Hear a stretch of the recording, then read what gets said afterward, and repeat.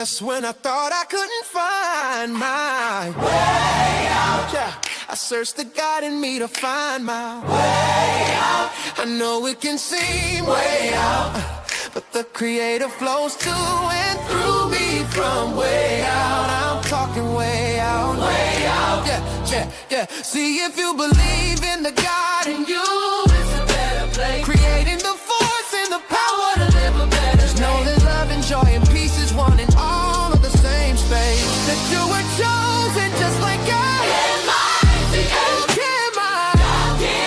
Your energy. That's right. Only you can make the change. Share your energy. Shine so bright from darkness to light. From darkness to light. Yeah. And you'll find your way out. Oh, it won't seem way out. The power of God will flow through you from way out. Genesis, Detroit. Truth in the algorithm. Welcome to the live stream. Yeah, live stream junkie with the mic turned on, breaking down the matrix while the lights stay on. Politics, religion, yeah, we question every claim, while the media playing narratives and shifting every frame. Ancestors speaking through the wisdom of IFA, cosmic knowledge shining like a distant star. From Detroit to the world on a digital stage, dropping truth bombs every time I hit the page. Welcome to the channel where the truth get deployed. DJ Genesis live from Detroit. Breaking down the system, every lie gets destroyed. Tap in, subscribe, you rocking with the voice. Welcome to the channel. Where the truth get deployed. DJ Genesis live from Detroit. Breaking down the system, every lie gets destroyed. Tap in, subscribe, you rocking with the voice. Debates on fire, got the comments going crazy. Asking questions that the system can't face me. From ancient civilizations to the modern day lies, connecting dots that they hide from the public eye. Knowledge of self, yeah, the ancestors guide. When the full moon rising for the spiritual tide. This the place where the truth gets exposed. Every live stream, another chapter unfolds. Welcome to the channel. Welcome to the channel where the truth get deployed. DJ Genesis live from Detroit. Breaking down the system, every lie gets destroyed. Tap in, subscribe, you rocking with the voice. DJ Genesis Detroit.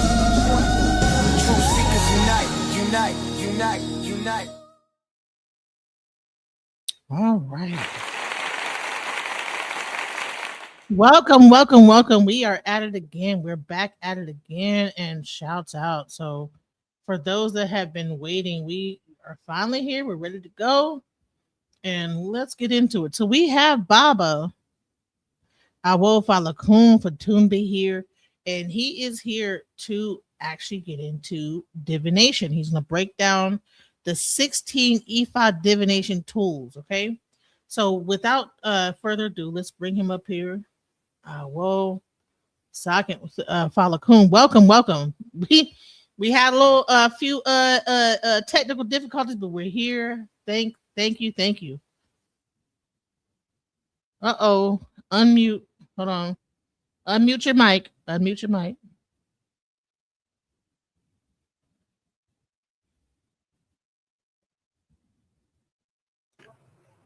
There we go. Yes. Now we hear you. Let's get into it. Man, listen. We've been waiting on this. It's been a whole week. We was waiting on the update because, man, got so much positive out of that first live we did, Thank you. So I'm so excited to bring, more information and everything shouts out. Let me do, if you don't mind, let me do a formal greeting. Agbo Ato, blessing on long life. Akaba, welcome. Adupwe Ori Egun. We thank the ancestors for the wisdom. I've been doing a daily prayer anytime I do anything. Ire Lona Lafia Aye, asking for peace on earth. The violence going on now is not IFA, not acceptable. Holding the vision of peace is part of, I think, our deep spiritual obligation. Listen, I've been having, I don't believe in worrying about negativity, but the negativity has been a little higher than normal directed towards my work. So I want to clarify a few things, if you don't mind. Can I do that? Definitely. Yeah. So here's what I want to say. 38 years ago, I traveled to Nigeria and was initiated into IFA and Egbe Ifa Ogunte Ode Remo by Eraba Woyade Alisanya, and Alisanya Woyade, and that was back before internet, if you can believe I'm that old. And at the time, people believed that Ifa no longer existed in Africa. So I went there, and I've been blessed to make a total of 6 trips to Africa. And I have to say, not only is Ifa alive and well in traditional Yoruba culture, the amount of knowledge and wisdom they have is overwhelming compared to what survived the middle crossing. Now, I get it. The middle crossing was just pure evil. Anything that survived at all is a blessing. We need to honor that, elevate that, acknowledge that, and preserve that.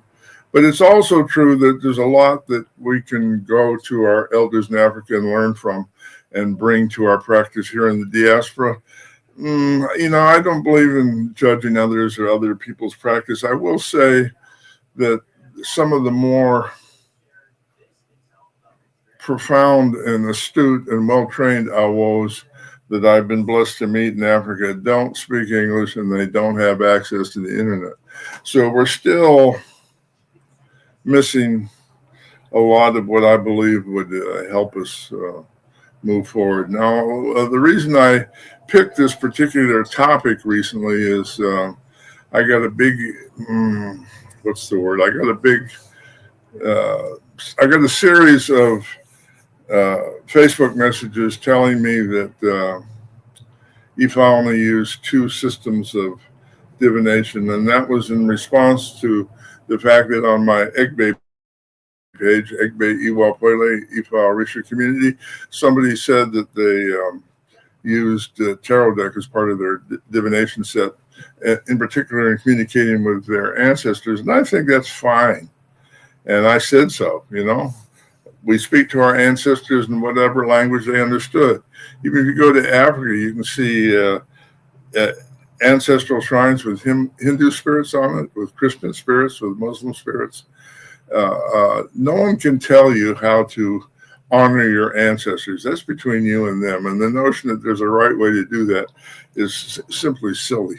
So let's stop with that arguing over nothing, and let's get down to the serious business of study. So in response to the statement that I'm a fraud and charlatan because I believe IFA has more than 2 methods of divination, the 2 methods that were referenced was Ikin Opwele. Certainly we use those and we learn those.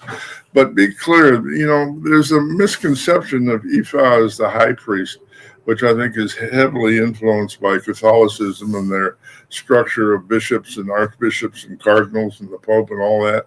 That's not a part of our faith. That's not a part of our tradition. That's a colonial imposition on what we believe and what we do. And I'm sorry, I just don't support it. So the point is that the main function of an Ifa priest is that we have 2 primary functions. One, as diviners, we don't need to be able to fix everything. We need to be able to tell you who in the community can fix your particular problem. It's like triage in a hospital. You don't go into the emergency room, the doctor says you need brain surgery, and then starts doing brain surgery. That never happens, ever. The doctor you first encounter in the emergency room signs you into the hospital and calls the brain surgeon. Well, it's the same way in IFA. IFA teaches that any problem you fixed in your life is medicine for someone else. And we've kind of lost sight of that. People feel that if they're an Awo, they have to be able to fix everything. They're all knowing, all powerful. Their bows always work. None of that. Come on, give me a break. So the other thing I want to say is my experience in Africa, And it's simply my experience. I'm not making it better or right. I'm saying that there are different ways to approach things. I have maybe once, and not even that, I have never seen divination done by one person in IFA ever. It's always a collective effort.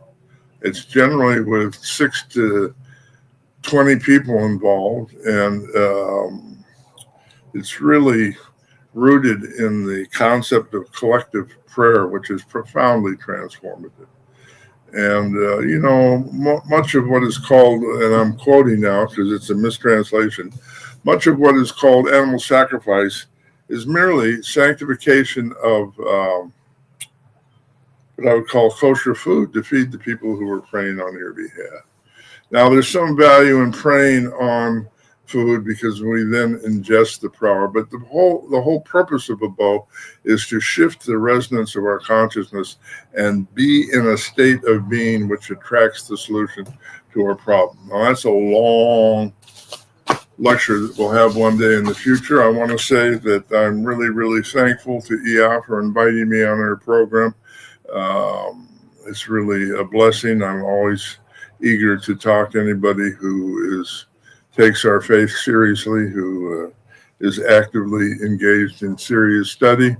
So I am planning on doing 8 sessions with hopefully, and hopefully she'll have me, and hopefully we'll make this all happen. Oh, definitely. We're well, yeah, hopefully I'll get through the technical challenges. I'm almost 80 years old, and if there's a way to break technology, I'll find it, believe me. But I'm moving through that with determination. That was kind of a self-ex, forgive me. I am no longer challenged by technical IT stuff, and we're going to be easily available. And the Spirit is really pushing me to make traditional IFA technology available to whoever wants it. And I think we if you want to do Lukumi, if you want to do Santeria, if you want to do Umbanda, if you want to do Candomblé, do it. Do it fully. Own it, be it, study it, share with others, and make it work. I'm simply sharing the wisdom that I was blessed to learn from a small village of 10,000 people in Ode Remo. I want you to think about this for a minute. There's 10,000 people in Ode Remo when I started going there. I think it's gotten a little bigger since then. But there were 70 Awos in the community. 40 of them were active in ritual work. And Odu Ifa, the academics say it's 1,500 years old. I say it's 10,000 years old. I also say that Odu Ifa is a form of ancient science I call paleoscience, which is based on plasma physics. Plasma physics is a very esoteric and sophisticated form of quantum physics, which very few people on the planet understand. I was blessed to study physics as a younger man and have some background in the subject. And I can tell you the physics that I read in Odu Ifa is more sophisticated than what I was taught about physics at Caltech, which is the foremost, which is probably the leading physics school in the world. It's the school where Einstein taught. And, they've set the standard, so to speak. But I was also taught a lot of the things that I'm reading in Odu Ifa, which I have to say have been deliberately suppressed because they are really the keys to free energy, levitation, anti-gravitational travel, alchemy, and healing by resonance, all things which the few who control the many, I call them, want to keep suppressed so they can charge you for stuff that doesn't work. So that's my soapbox for that. But the point is we have such incredible wisdom that remains to be unlocked in Odu Ifa that we need to stop wasting time arguing over who does it correctly and stop judging other people. You can do Lukumi, you can do Santeria, you can do Candomblé, and I can do traditional. That is a right that's guaranteed to me by the U.S. Constitution. It's called freedom of religion. If I want to practice IFA as it was done in ancient times in Africa, I have that right to make that choice. You can tell me I don't have that right. You can call me a fraud. You can say I don't understand what I'm doing. You can call me all kinds of names. Over 40 years of study, it's been a while since I've heard any new names, but I've heard the same criticism over and over and over again, the most common being that my initiation was invalid. Okay, so you would know. Hold on, let's not even get to, he's a Caucasian, so how could he, this is an African thing, so how could the Caucasian be, let's get into that too, because listen, I don't like you in that, but I will. I can trace my ancestry back to Egypt, a very specific people that I can name in Egypt in ancient times. If you look at a map, you will see that Egypt is in Africa, and that there was, in fact, a coalition between African Egyptians and my family that is from Eastern Europe, Transylvania in particular. If you go to the Egyptian shrine in Mount Sinai, you'll see it's half Sumerian and half Egyptian. Sumer is a culture that emerged out of Transylvania, and the Sumerian language is a dialect of Chalderesh, which is the 10,000-year-old language of the region around the Black Sea. So there's a connection there. It's a little hard for people to put it together because it's not taught in school. And yes, I don't look African, but I'm not sure that what you look like really is a valid correlation to what you know and what you understand. For whatever reasons, think I should belong or not, think I can understand or not, the good people in Ode Ramo had enough faith in me and my sincerity to do a lot of teaching, incredible amount of teaching. And my only agenda is to share what I learned from them. Now, we can argue that I understood it or didn't understand it or not presenting it accurately. That's fine. We can have those conversations. We can disagree and we can still be friends. But just to attack me and my character and who I am and who you think I am without any real conversation about the content of what I'm talking about, to me is just a waste of time. It really plays into the whole notion, if you don't agree with me, you're my enemy, and I'm going to make you agree with me by bullying you into, I get threats all the time. It's really tiresome. We can do better than that as a human species, I believe. So what's the value of being connected to Egypt in terms of Ifa? Yoruba language is 30% Coptic. That's the Egyptian language prior to Arabic, all right? The other 30% is Hebrew, which is actually Ge'ez, which is the liturgical language of Ethiopia. If you go to Egypt, every one of the temples there has an inscription at the entrance saying, "This temple faces the south in honor of our ancestors." If you go south of Egypt, what you do is run into Ethiopia. Egypt has 70 pyramids. Ethiopia has 700 pyramids.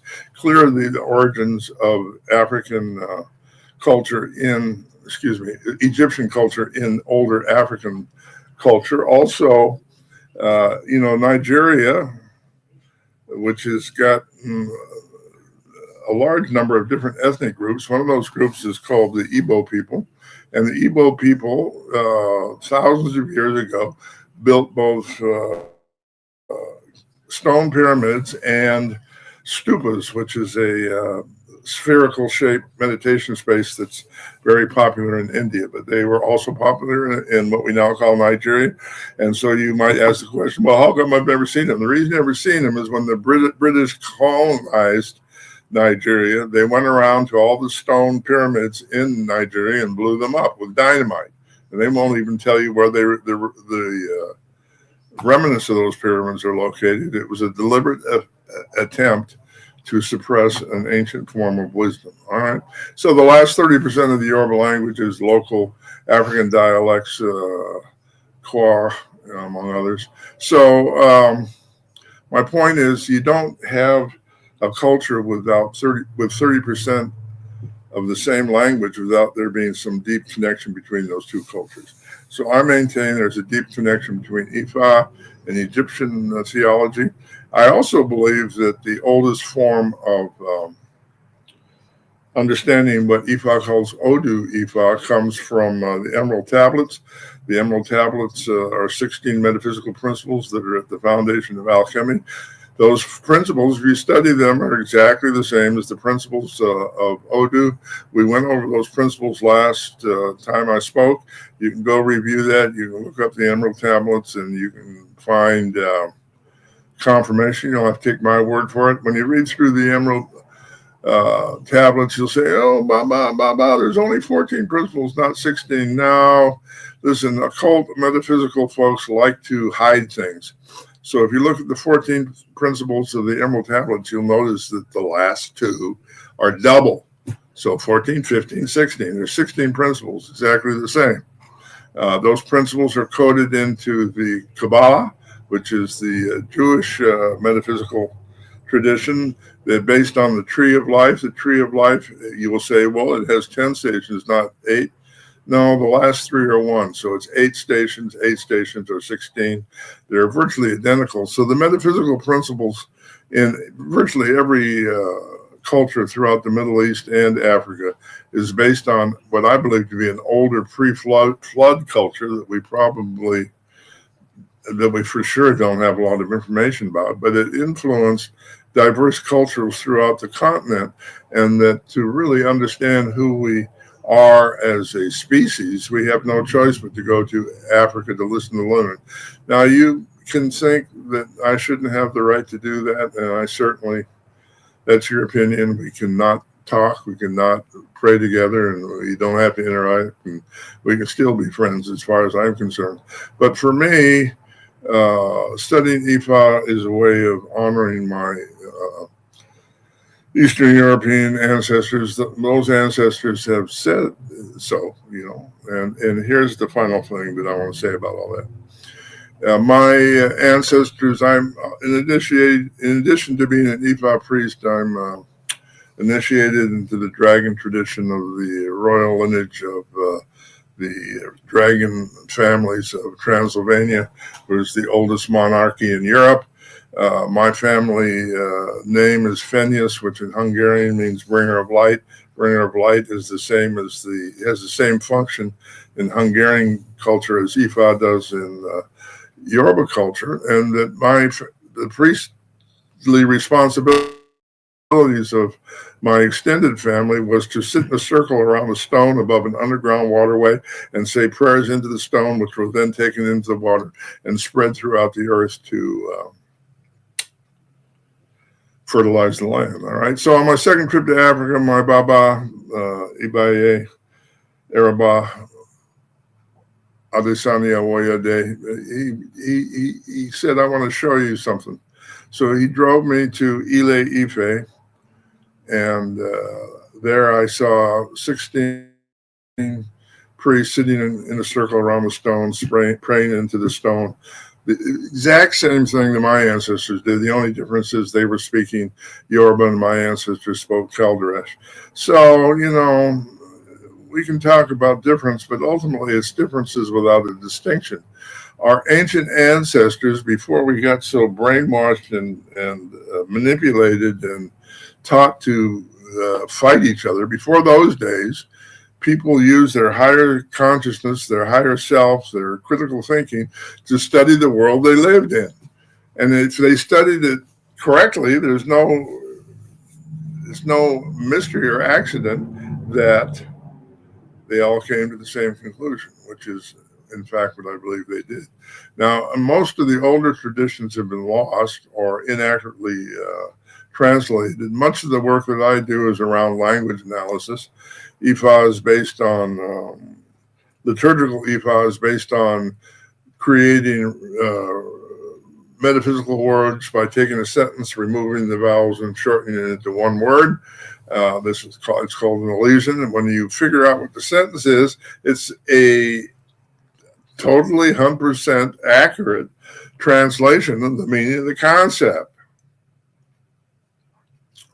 So, a man named Jonathan Crothers in about 1890 wrote the first English Urban Dictionary. He was an Episcopalian priest.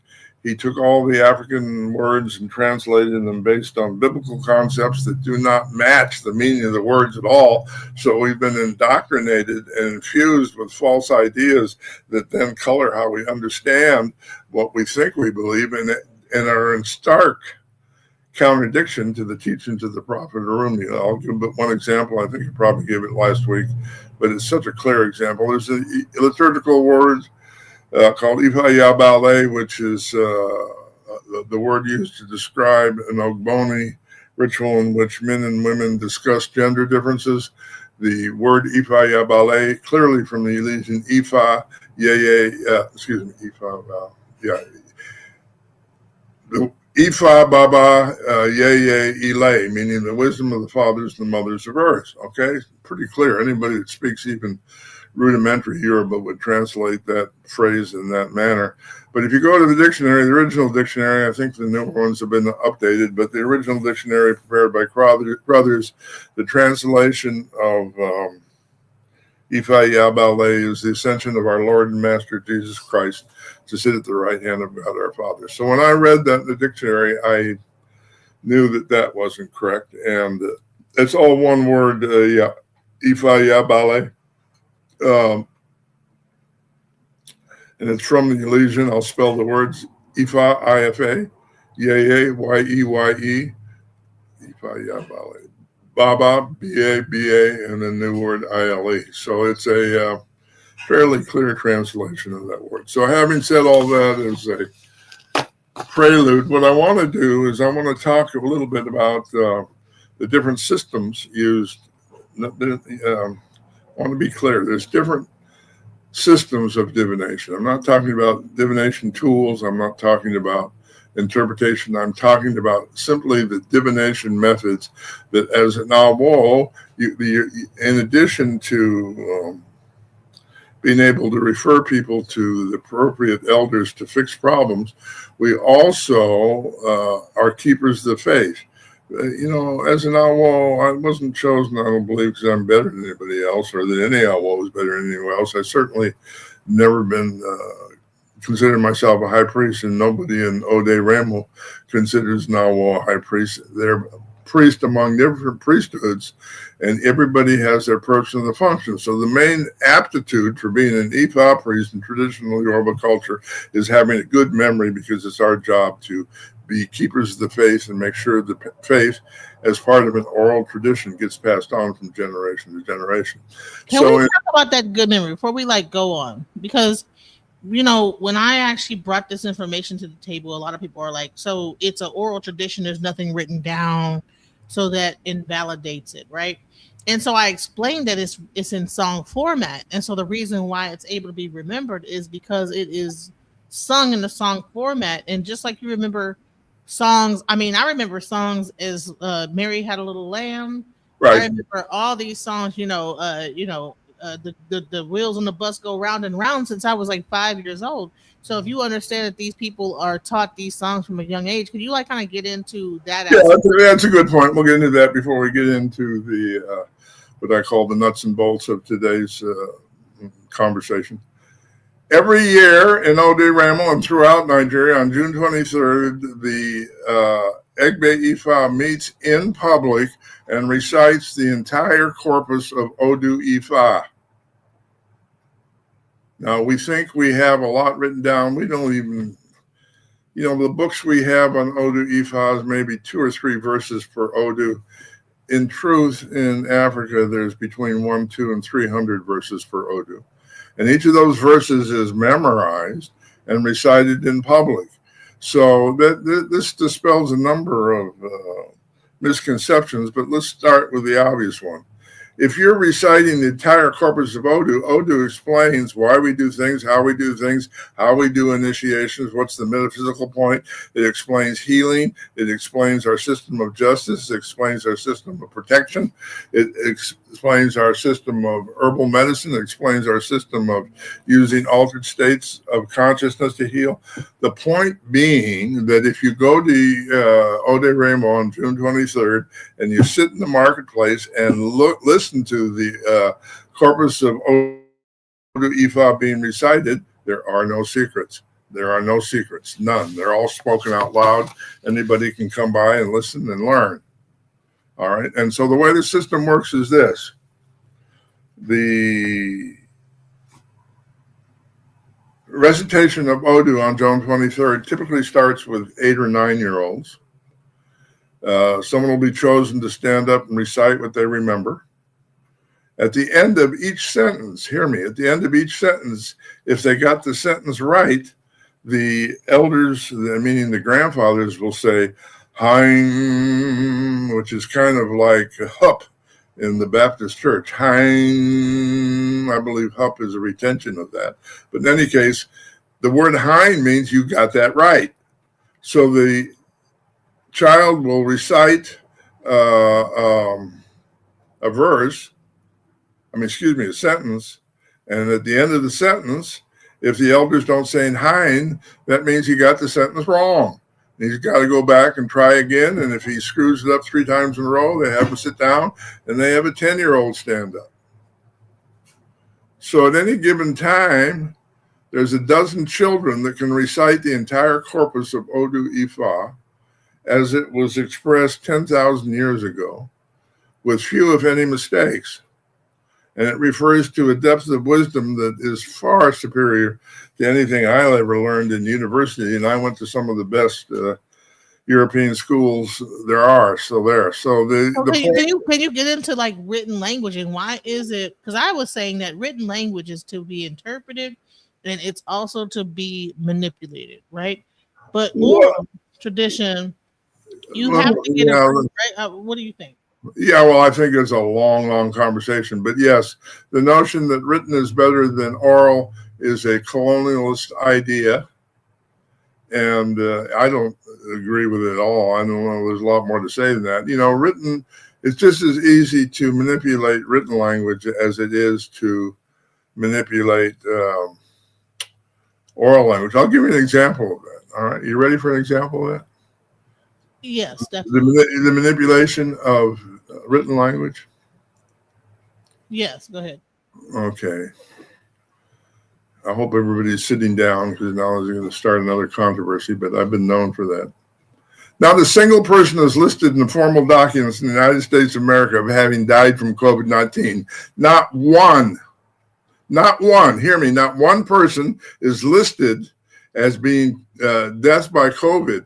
Every single document that the media has attributed to deaths by COVID, the official document says deaths with COVID.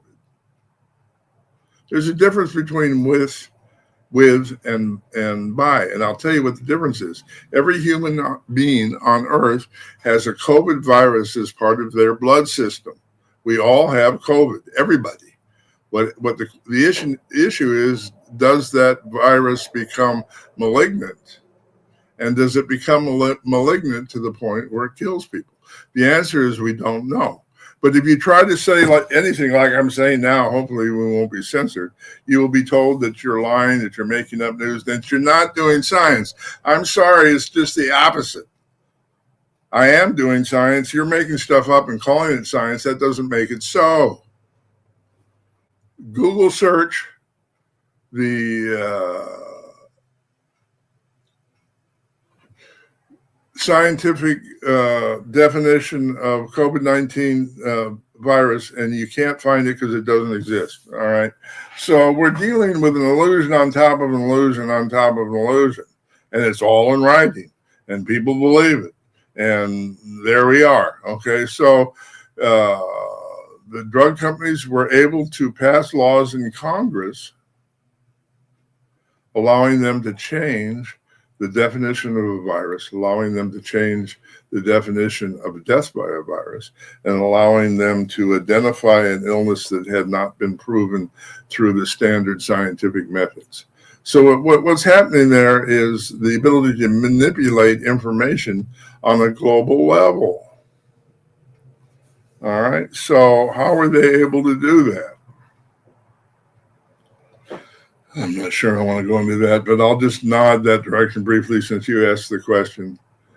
When you go to Congress and you say, I want to change the laws so that it no longer reads death by COVID, but death with COVID, most sane, responsible politicians will say, oh, no, we can't do that. We represent the people.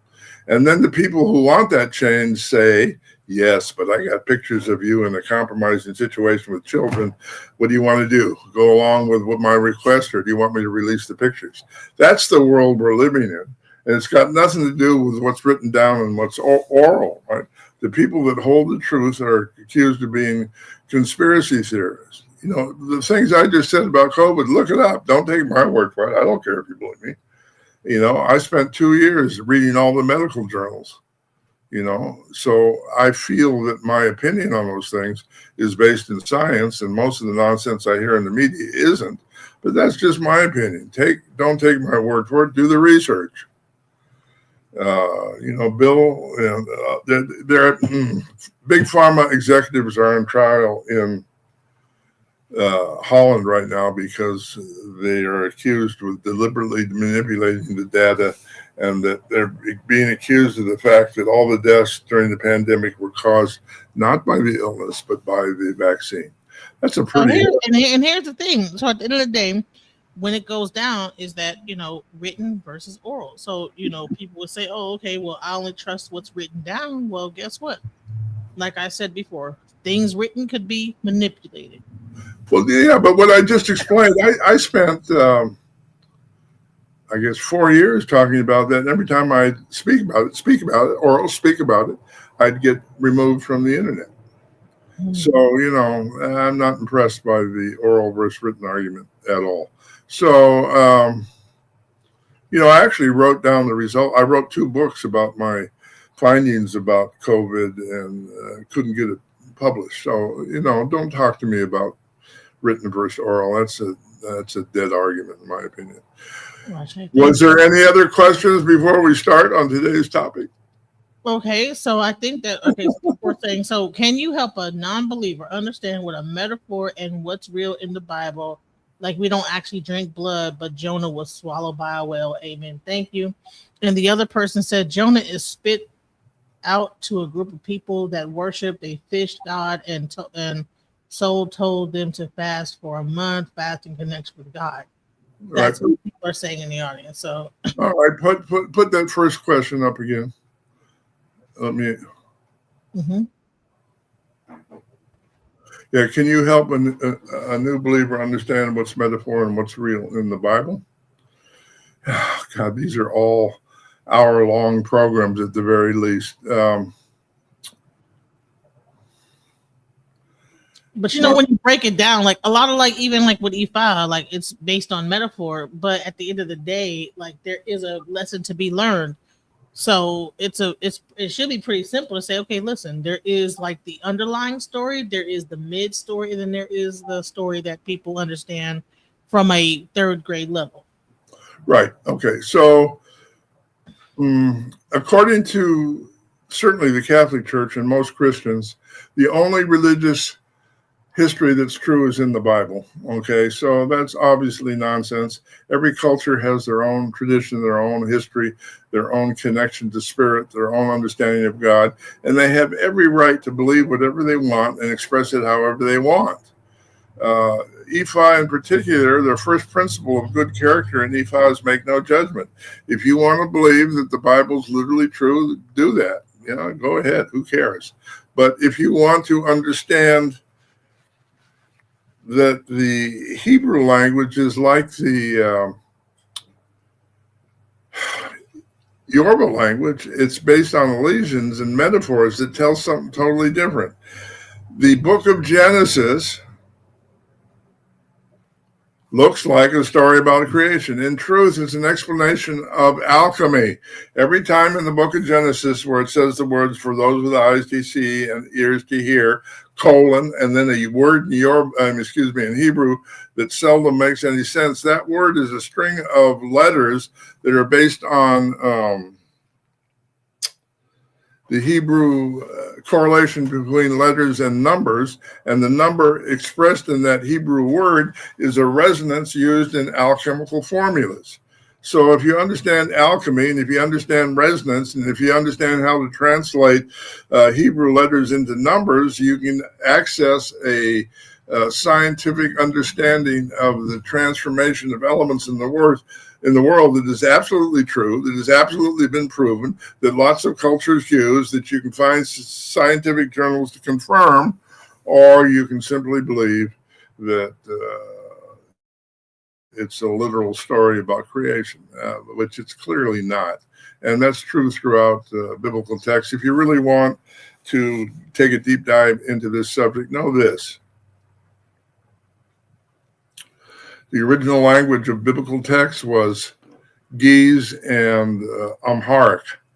Those are the languages of Ethiopia. Ge'ez is the liturgical language of Ethiopia.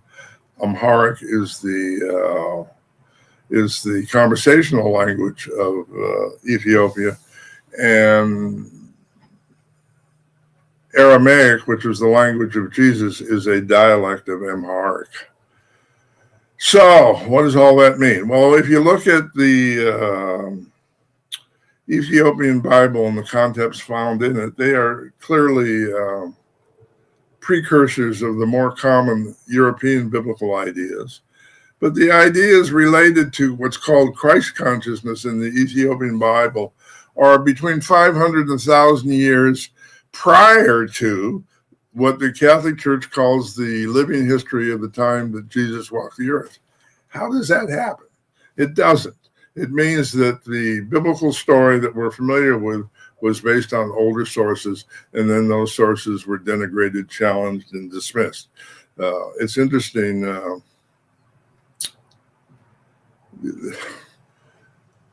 I don't know if I'm, yeah, okay. So the guy that's making a big deal out of this is Mel Gibson. I'm not a big fan of him theologically, and I think he's got some things he needs to deal with. But having said that, he's right about his perception of the value of the Ethiopian biblical texts, of which they're the only intact versions are essentially handwritten, I believe. There might be a few published versions, but they tell an older story and a different story. And usually the older story is the closer to the truth. So it's up to you all to figure out what you want to believe. Good luck with that. I support whatever you choose. But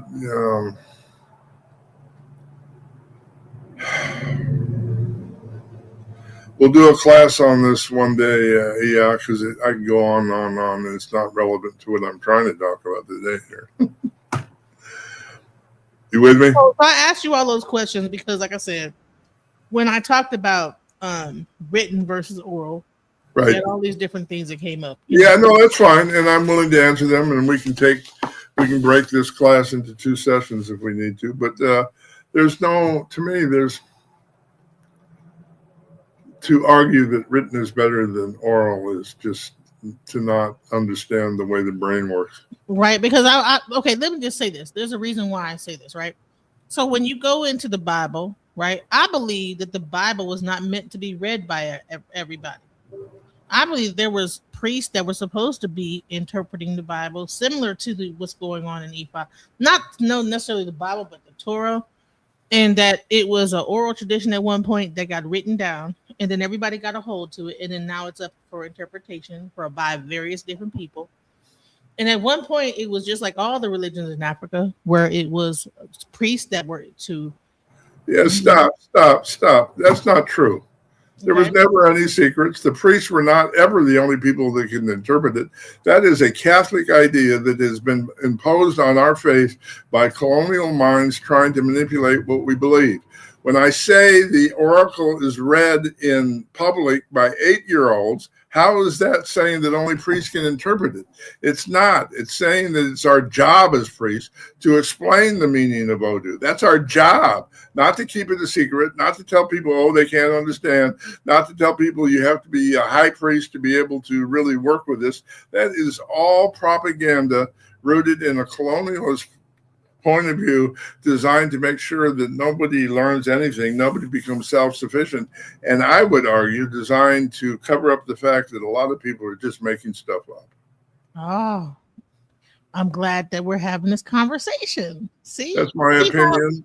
Not everybody's going to agree with me, and that's fine. But here's the point: the proof is in the pudding. Isn't that what your grandma said? If she was from down south, the proof is in the pudding. If you look at the metaphysical principles expressed by Odu Ifa, and if you embrace them as a way of looking at the world, does your life improve? I can say for me, I've studied Ifa, I look at the principles, I take seriously the development of Iwa Pwele. The development of Iwa Pwele has caused an expansion of my consciousness, and that's brought me great joy and inner peace. That's all I know. I don't know what God really thinks. I don't know which tradition is correct. I don't know who the historical Jesus was really. I got some ideas, but we could debate that, and who cares? The point is, what do I do? What do I need to do to improve the quality of my life? Ifa teaches that Iwa Pwele brings suru. Suru is the word for inner peace. The reason that there's so much violence in the world is people are trying to bully each other into agreeing with them because they have no sense of confidence in their own inner world. You understand? I mean, look at. Okay, so here we go. Look at the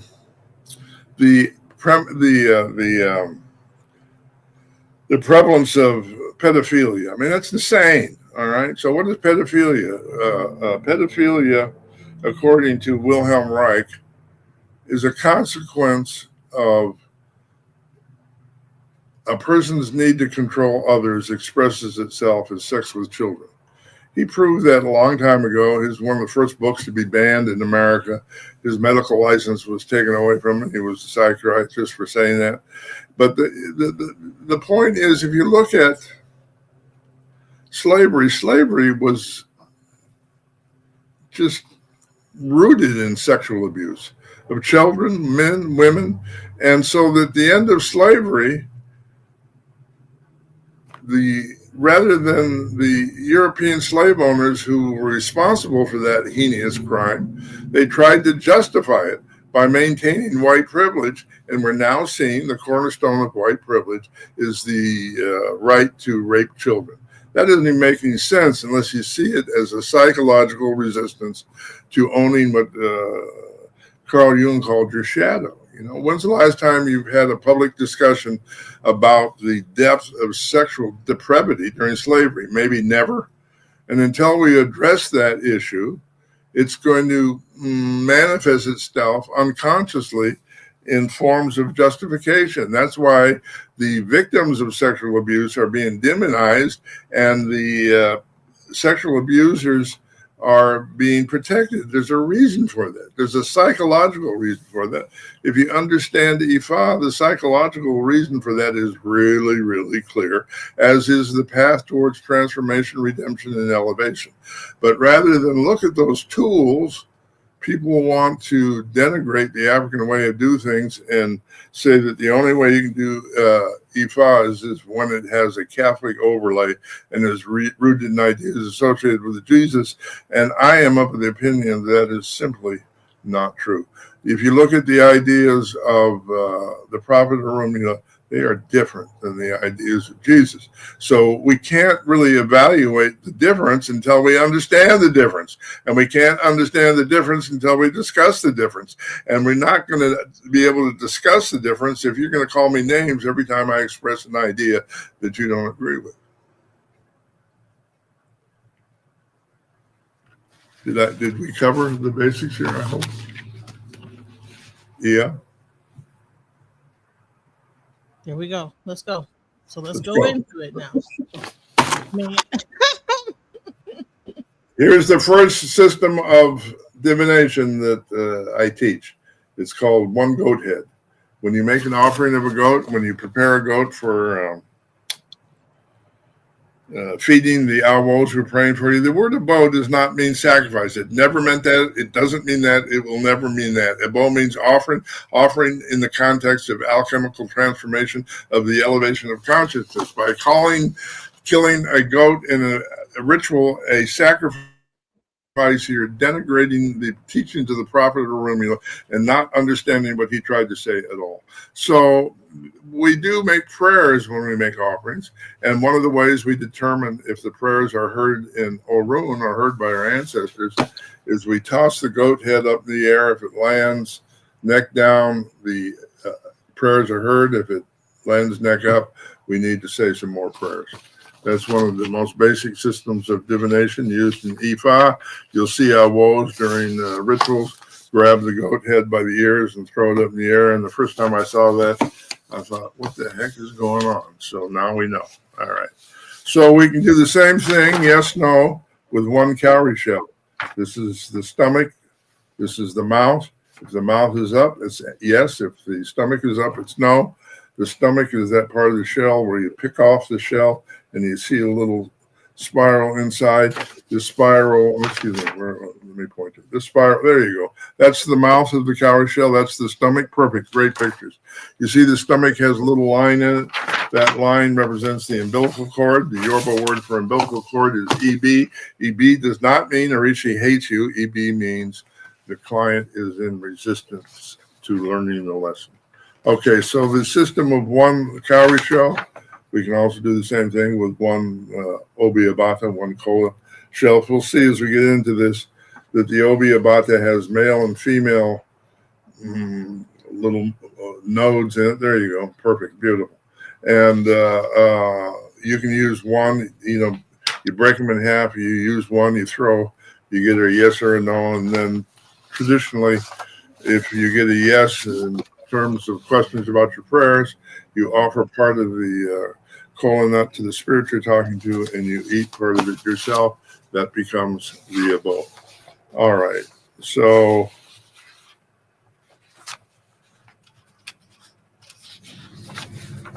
okay, meji yams. All right. So when you offer yams, you can cut the yam in half, and this is the inner part of the yam. This is the there you go. Perfect. You can cut those in half, and it makes a yes/no oracle as well. Meji yams. All right. So then we go to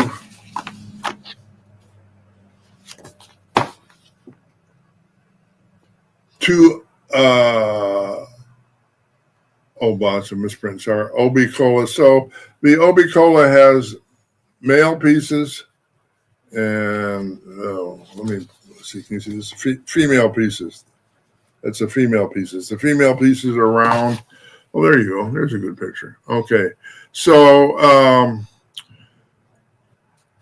here's the system.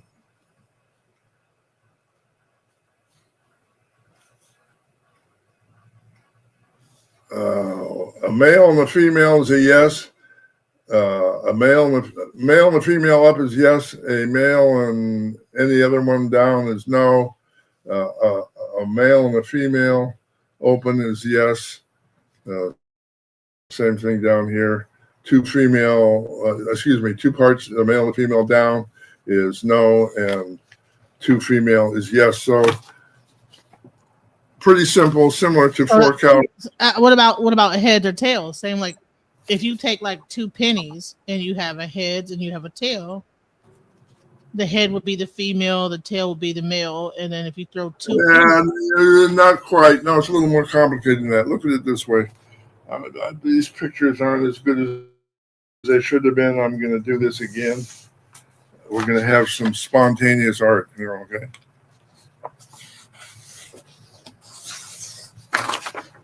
Can you see this? This is a male piece of obi. This is a female piece.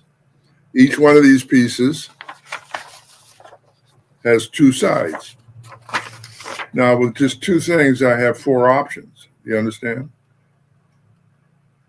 With a coin, with heads and tails, you only have two options for each coin. But head or tail, yes or no. We put two coins together, it's still head or tail, yes or no. All right.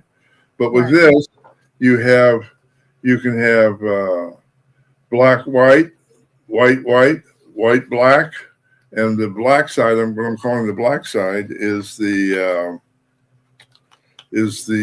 outer shell, The white side is the inner shell. Does that make sense? I hope that makes sense. Yeah, right. All right. Okay. So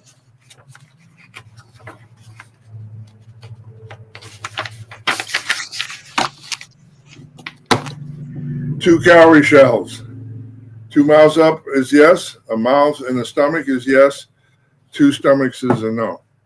That's 2 calories. Yeah. Okay. Very good. We're on a roll now.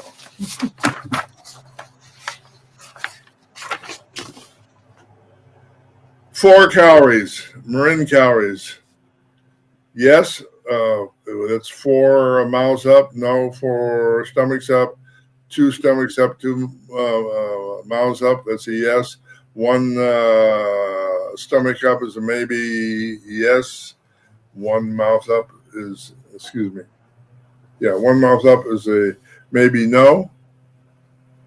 You got that? There you go. Yes, exactly. Yes, and each of those has different names. We're expected to know those. Yes. Itagora. There's different names for those, but that's a good. You've got, yes, very good. Very good. Very good. Perfect. All right.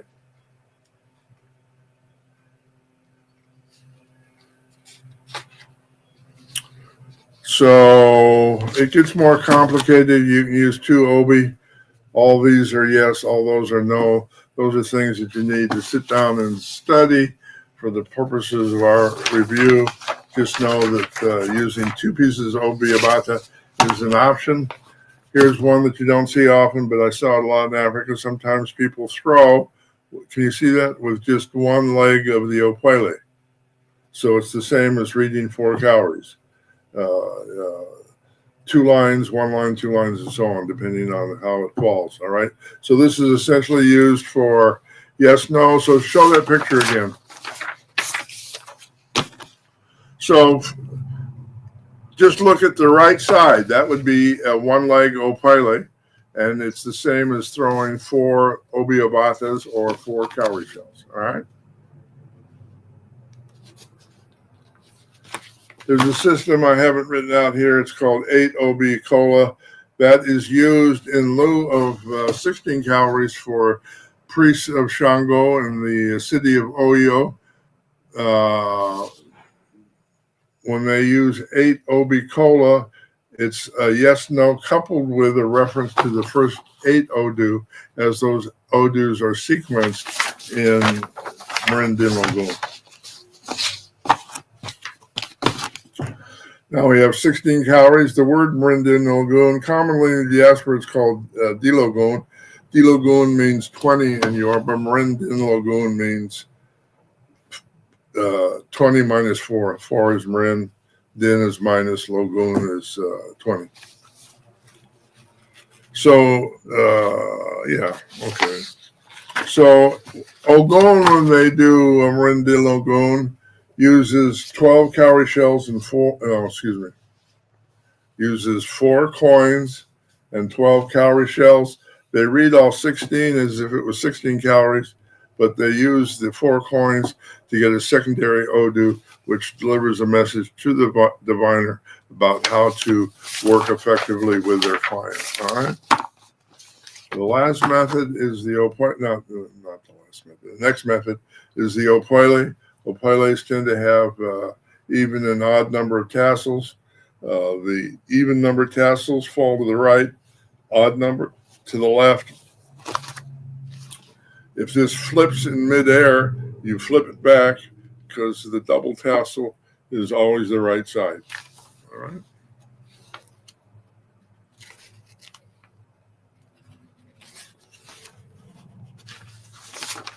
All right. So now a big ba. This, I showed you the single chain for the single leg in certain areas of traditional Yoruba culture, specifically Abi Okuta, probably others that I'm not aware of. They throw the single legs 4 at a time and they get 2 odus. It's called a big ba. Some areas they do 3. I don't know what that's called. I haven't seen that done. But that would be an additional version of the double chain.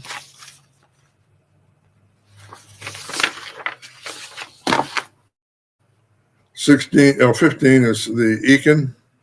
We've all seen the Ekin slap. You grab a bunch of Ekin. If there's 2 left in your hand, you mark 1 mark on the tray. If there's 1 left in your hand, you mark 2 marks on the tray. And the last one is 3 sets of Abeji statues. Can you look that up? It's called Idan usually on the internet. The Abeji statues that are chained together at the head. And each of these statues is a twin with a male and a female. No, that's the wooden Abeji. Look up the Idan, I-D-A-N. It might come up under that. So these are bronze statues chained together at the head with spikes at the bottom, all right? This system of divination is used in Ogboni in trials where there's a capital offense. If someone is caught molesting a child, they'll be tried, they'll be arrested, tried, and executed all on the same day. If they are found guilty, the oracle... You know, I've tried to find that. I cannot find that online. That's all right.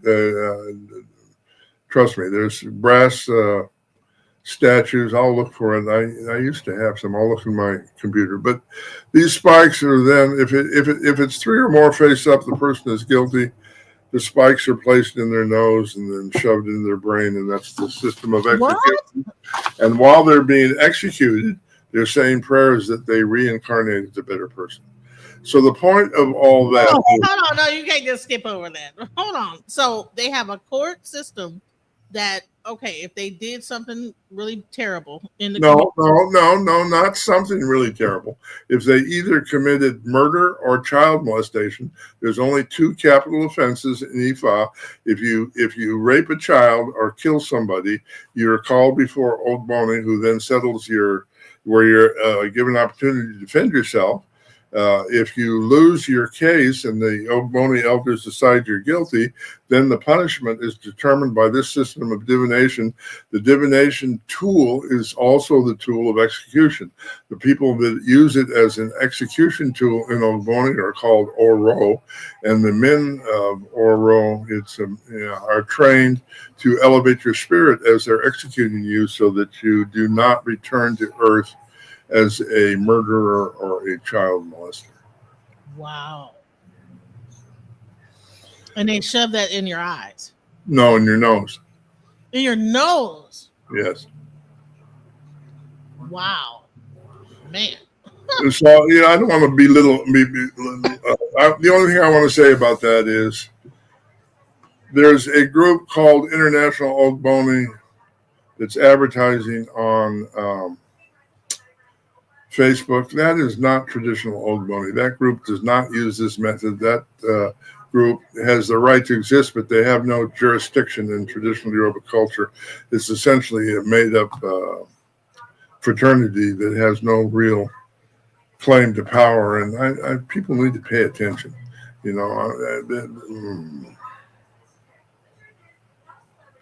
One of the first things the British did when they came was they outlawed traditional, what's called Aboriginal, that's a bad word, but that's what's called Aboriginal Ogboni. Eventually they replaced it with Reformed Ogboni. Essentially, Reformed Ogboni is the British introducing Skull and Bones as a secret society to control the economy of the country under the guise of traditional religion, and it's really insidious in my opinion. And so people are participating in those rituals without really realizing what they're involved with. And it would be fair to say not everything that is part of Reformed Ogboni is legal. Let's just leave it at that. So, it's important to know our history, know our faith, and to know our protocols. The same thing was true with Iami. Iami was banned, outlawed. People in the diaspora think it was outlawed because women are evil. No, that's a Catholic idea. Iami is essential for the practice of Ifa anywhere in the diaspora. It's the healing ashe of the mothers. How can that be evil? The answer is it can't. The notion that Iami are evil is just beyond silly. So the other point is, in the diaspora, they say Ifa priests don't go into possession, right?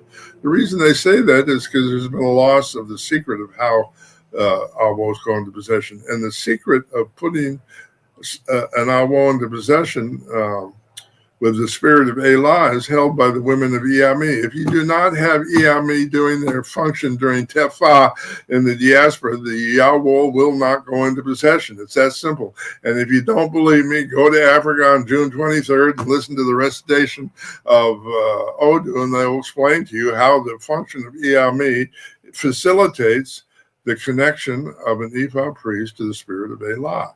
You can hear it anywhere in the country. It's fully explained. And just because you don't understand it doesn't mean it's not true. So we need to really be able to continue these conversations without so much judgment and hostility. We're in a situation now where, Lukumi World, bless their heart, is going to Africa to teach Africans the correct way to do things. Personally, I find that inappropriate, but that's just my opinion. There's so much that we don't know. How are you going to fix something that you don't even understand in the first place? So there's a great deal of wisdom still remaining to be retrieved from Africa. And, I've done what I can, and I've taught my students now I'm very clear about what I know and what I don't know, and I've given people the instruction of going to Africa and discovering the things I don't know so that we can make a continuous effort to reclaim a lost wisdom that is beyond belief in terms of its depth, integrity, and effectiveness as a problem-solving tool. So I have a question. Sure. Now this is kind of getting it still has something to do with divination, but it also has to do with dreaming, right? Right. Now, my mom died when I was 14. My father died when I was 6. Oh, okay. And then I had a baby. There's a thing they call the babies that die 2 months after. It's a word for it. Abiku, right? So I had a lot of death. My child's father died. I had, me being a child of Oya, a lot of death, right, around me. So here's the thing. In my dreams, I have seen my mother, and I have felt as if that I'm in a different timeline where she's still existing. It's almost real. No, stop. It's not almost real. It is real. She does exist on another timeline. And Ifa teaches you the tools on how to access that. That's the main function of Iami, is to access contact and interaction with the ancestral mothers. We do that through the use of astral travel. You've heard the term Iami Oshoranga, but nobody knows what the heck that means. That's not a spirit, that's a process. Iami Oshoranga, from the Elysian Ia, Ami, Osho, Ranga, literally means the ability to astral travel to the realm of the mothers to gain, to internalize female Ashe. So there's no H in Oshoranga. It's a line under the S, but that's close enough. And there's a double A in Iami. Iami. Okay, let me do it right. I want to give them respect. Iami. Oh, so wrong. I can't do the Oshoranga. So here we go. That's all right. So Iami Oshoranga. Oshoranga is how it's pronounced. And so the Iami Oshoranga is the group of mothers who come together for ritual purposes to travel in the astral realm. They meet in the Iroko tree in their astral bodies on the full moon, which is how they also have synchronized their menstrual cycles. So Iami Oshoranga is the element of IFA spiritual practice that makes positive use of menstrual blood. The notion that menstrual blood is dirty is a Catholic idea. It's not consistent with anything that's taught anywhere in Nigeria by anybody who understands our faith. And that menstrual blood is used as a catalyst for astral travel because it's rich in melatonin and serotonin. And if you rub menstrual blood on the third eye, it'll facilitate astral travel. That's called right brain, left brain integration. It's called starfire ritual. That ritual is done both throughout Africa and throughout Eastern Europe. So it's a common link between those traditions, which I spoke about earlier.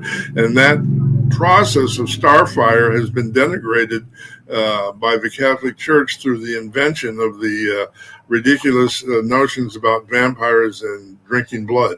That's all made up denigration of ancient IFA and European rituals. So menstrual blood is also a key element in the IFA initiation. But instead of understanding that, people have a fit if a woman is present on her cycle. Nonsense. That's a sacred place. It's a sacred function. That blood is used, and it's a key component in making sure an Awo is able to go into altered states of consciousness. Wow. And so here's a question too. So let me go into this, right? So I died. I'm gonna say this. All right. I was in a car accident, flipped over. Okay. I can show you the pictures. I don't think you want to see them, but it was horrible. So in 2013, I flipped my car over and I bled to death. Okay. It's heavy, right? Now I believe in my heart of hearts that in 2013 I passed away, but then I also, because I saw like the whole thing, like that there was a calm that came over me. I saw my kids, I saw my life flash and whatever, and then all of a sudden I was pulled out of that car. I fell asleep, pulled out the car, and ever since then, like the spiritual plane, the earth that I'm on is slightly different than the earth that I was on prior to that situation, right? Yeah, listen, that could be as a result of your after-death experience, but it's also likely related to some experiments that were done at CERN, which is a particle accelerator on the border between Switzerland and France, which caused a shift in timeline leading to what people call the Mandela effect. That we could spend another. But hold on, no. But did that happen in 2013? I believe so. One in 2013? I believe that was the date. Actually, it might have been a little earlier, but in any case, in October. Oh, I don't remember. I have to look it up. But my point is, it could be as a result of your astral travel. It also could be as a result of a global shift in timeline.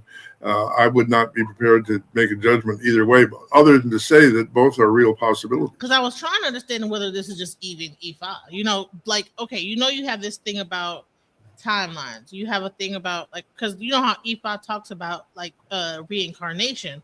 But what if reincarnation is not just a matter of you actually dying completely, but just like you might die on one timeline? And I know this sounds crazy, but then continue on.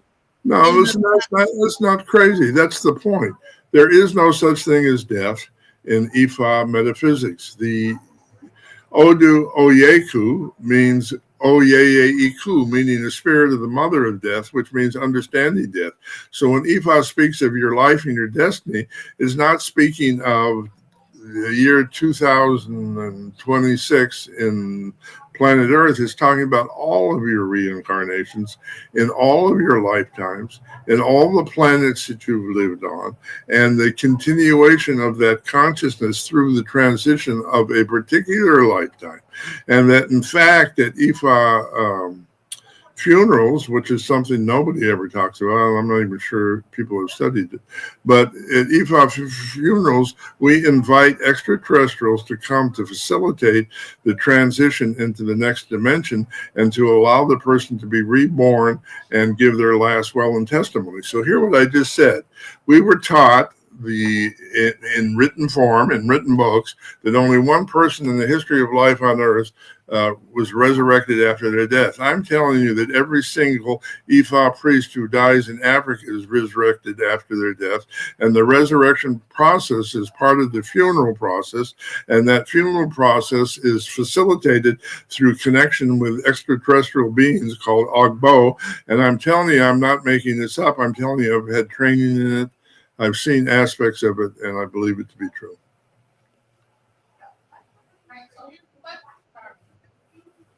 Oh, I can't hear you. All right. So, is there different levels of reincarnation? Yeah. Listen, you can. But hold on. Let me break it down. Right. What I've experienced. Right.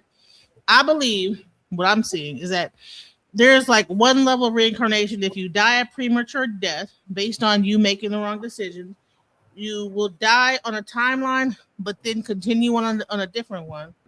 Same body, same life, but like the past of that thing is slightly different. You get like kind of like pushed to a different timeline.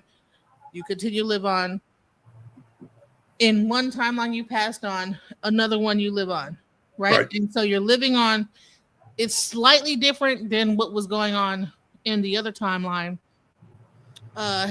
Things are a little bit different, whatever. But if you live out, go all the way through and no problems, then you have that actual true reincarnation back to childbirth, whatever. Am I wrong or what? Am I right? Well, I'm saying nothing that I've actually read. This is just something no. I like Listen, to understand it. Yes, what you say is theoretically possible. There's three books that cover that topic called the Montauk Project. IFA, at the level of training I have not heard elders speak about that possibility clearly. I believe it is possible, and I believe as we improve our understanding of Odu IFA, it will become more clear. But the real key to understanding what you're saying is to understand that creation is co-creation. And it's co-creation by virtue of the fact that that's the way consciousness works. So that we co-create our Uh-oh. I hope his phone, I hope his computer didn't die. Did it die? Oh, no. Uh-oh. Wow. Man, we were getting deep. We were getting into some deep stuff.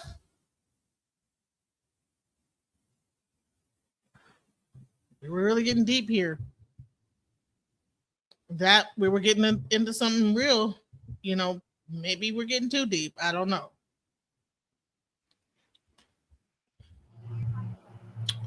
All right, here we go. There we go. Listen, I got shut down. I think people are annoyed with our conversation. It don't matter. That's a good sign. That's a good sign. I mean that we really hitting on something. Come on now. Yes, here's what I want to say to you about that. As a 79-year-old man who's studied metaphysics most of my life, I think what you're talking about is real. I think there's not a lot of documentation on it. It's not clear what IFA says about it, but it is more clear what Egyptian spirituality talks about with it. And I think there's definitely a link between Ifa metaphysics and Egyptian metaphysics. And again, that's a long discussion. I know that the pyramids at Giza are a machine. They're not a tomb. That's nonsense.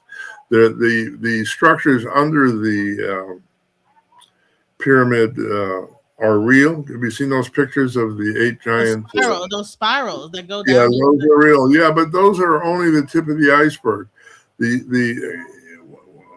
Why am I not being shown here? What's happening? Oh, I see. Okay. I got it. There I go. Okay. The pyramids in Egypt at the three great pyramids above the underground city. That's a those pyramids are connected to a series of stone circles. Look up Michael Tillinger Adams calendar. You'll see pictures of the stone circles that are connected to the pyramids in Egypt.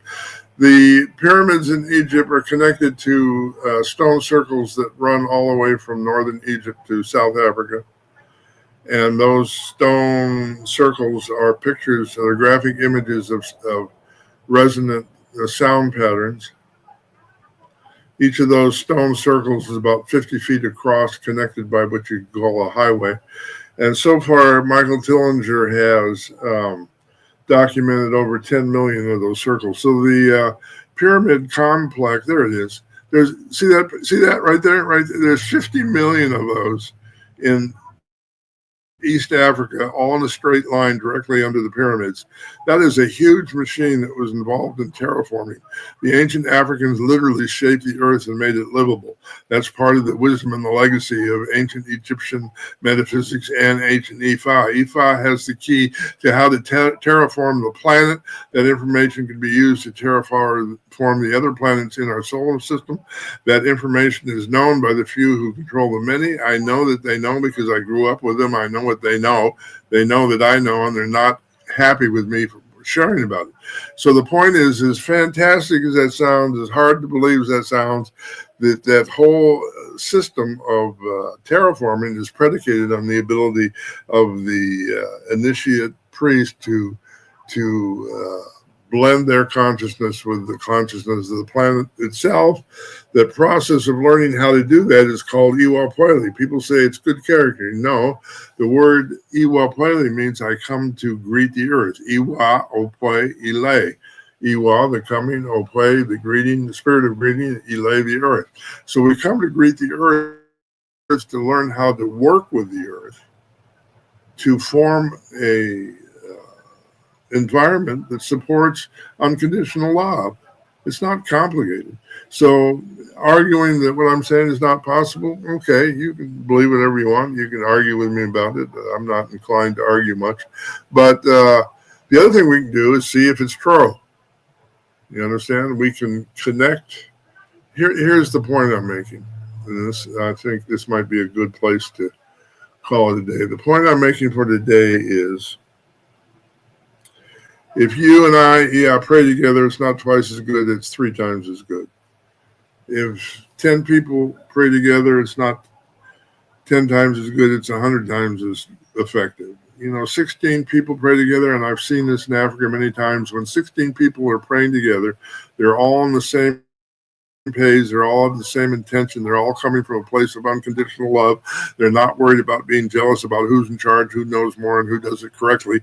When they're all on the same page, functioning in a state of prayer, physical reality changes as they speak, which would confirm your idea that you lived on a different earth. If you're engaged in effective prayer, the earth itself will change in front of your eyes as you speak and become a different place. So that's what it is. Is it about like the fact that like my prayer, like probably even upon my own like demise, it caused the earth to change to form like within like and is that really what the divination method does? Is that instead of you going down one way, based on the prayers and based on the ebo, like the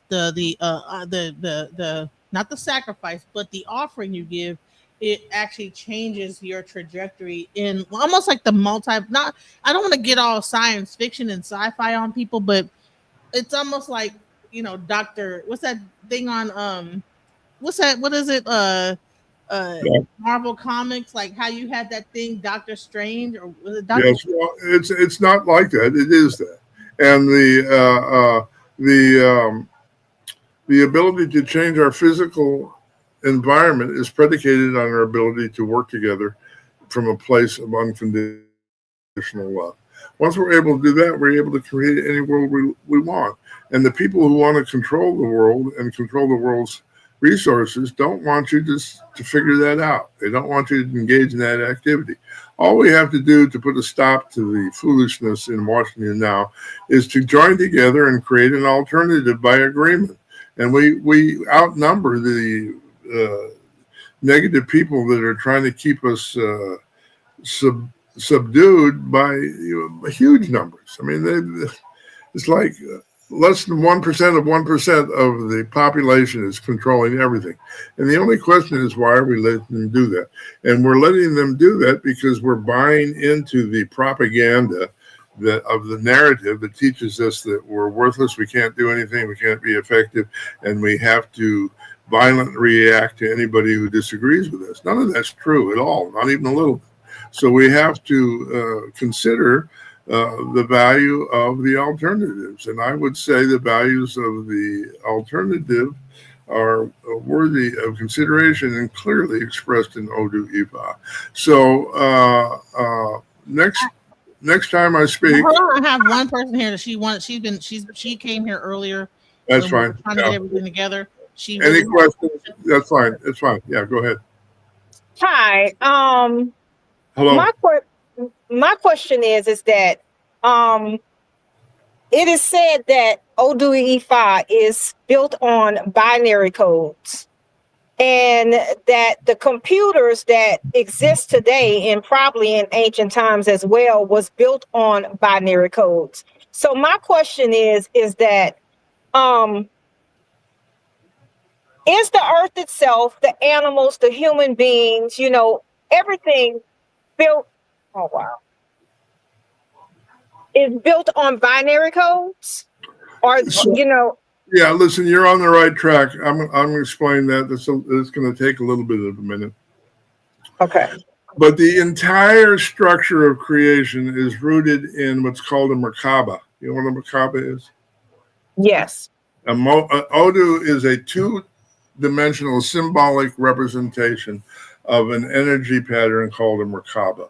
A Merkaba is two counter-rotating three-sided pyramids within a torsion sphere. All right. So that structure is the fundamental structure of subatomic particles. Hence, the structure of every single thing in creation is based on the Merkaba. Now, the Merkaba, if you understand that personal consciousness is not, there it is not our consciousness. We see the world with the consciousness of the Creator itself. And so that the consciousness of the Creator comes into the physical world through the use of geometric patterns. The most fundamental geometric pattern through which the Creator speaks to us is called a Merkaba. So the Odus that we use in the binary system is a shorthand. It's a two-dimensional way of drawing three-dimensional energy patterns, which become very complex once you go into third, fourth, fifth, and sixth dimensions, almost impossible to draw. So we shorthand that. We make that simple.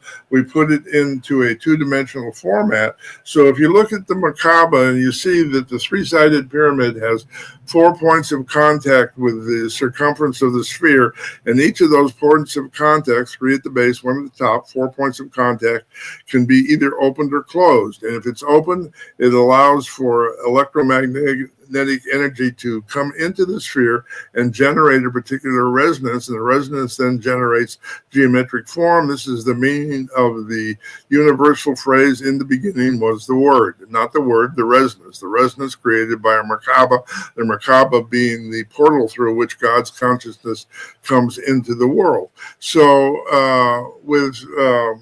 the point being is that if you're doing Ifa and you're marking the binary system on the tray, that becomes a portal for the consciousness of God. And when you go into an altered state called Elah, you connect with that consciousness. And it's that connection that allows you to interpret the Odu and effectively do prayers that will cause elevation and transformation.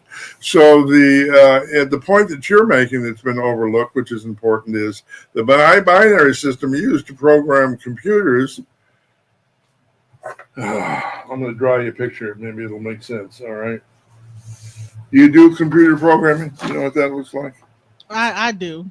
And that's why I was trying to say, when I talk about like that whole experience of like near death, it almost is like a computer. Like when you go do, play Grand Theft Auto, right? You might pass on, but you get another life, and then I'm going to show you something. So this is what computer binary system programming looks like. It's typically read, I believe, correct me if I'm wrong, it's read from right to left. Oh, wow. In sequence like that, right? Right? Mm-hmm. Yeah.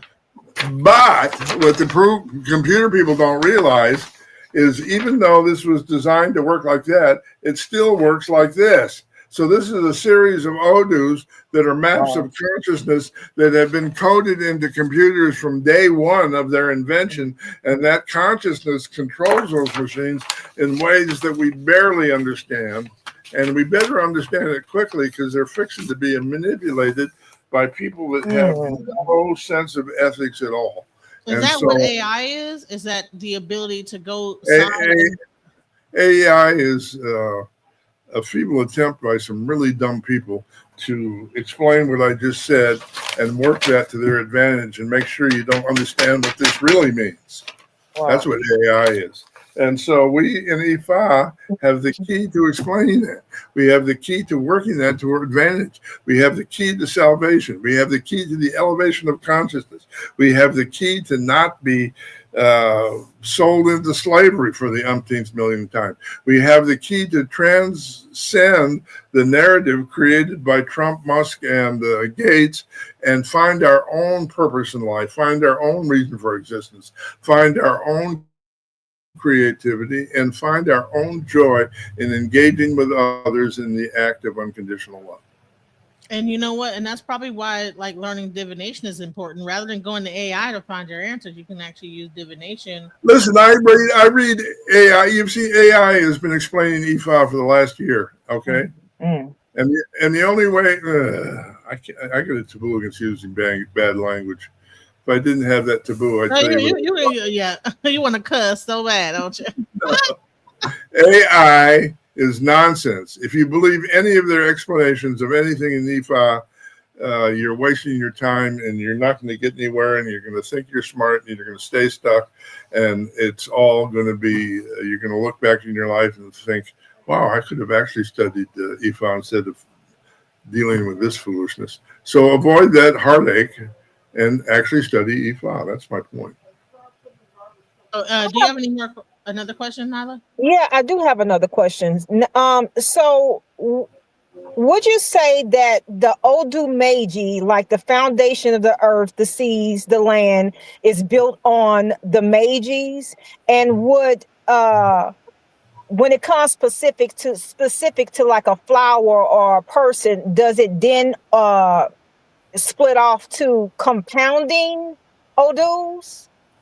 Oh, yeah, no, sort of. The Meiji Odus are the foundation of all consciousness throughout creation. Have you been through IFA initiation? Yes. Okay, so the ritual is this is the ritual in metaphysical terms. The person who's initiating you is going to invoke the Meiji Odus on your head, and then they're going to invoke Oshetura. Oshetura causes the Meiji Odus to copulate, giving birth to all other 240 Odus in the corpus, and all 256 Odus then become the basis of different streams of consciousness. So as a human being, rather than having 6 senses, you have 256 senses. And IFA teaches you the technology how to zoom in on one of those streams of consciousness to assist you with a particular problem you're having at any given moment in your life.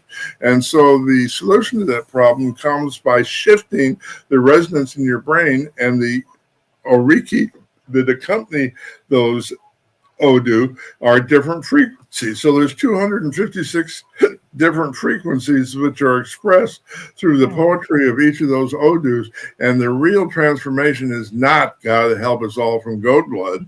The transformation comes from the shift in frequency. So let me give you an example.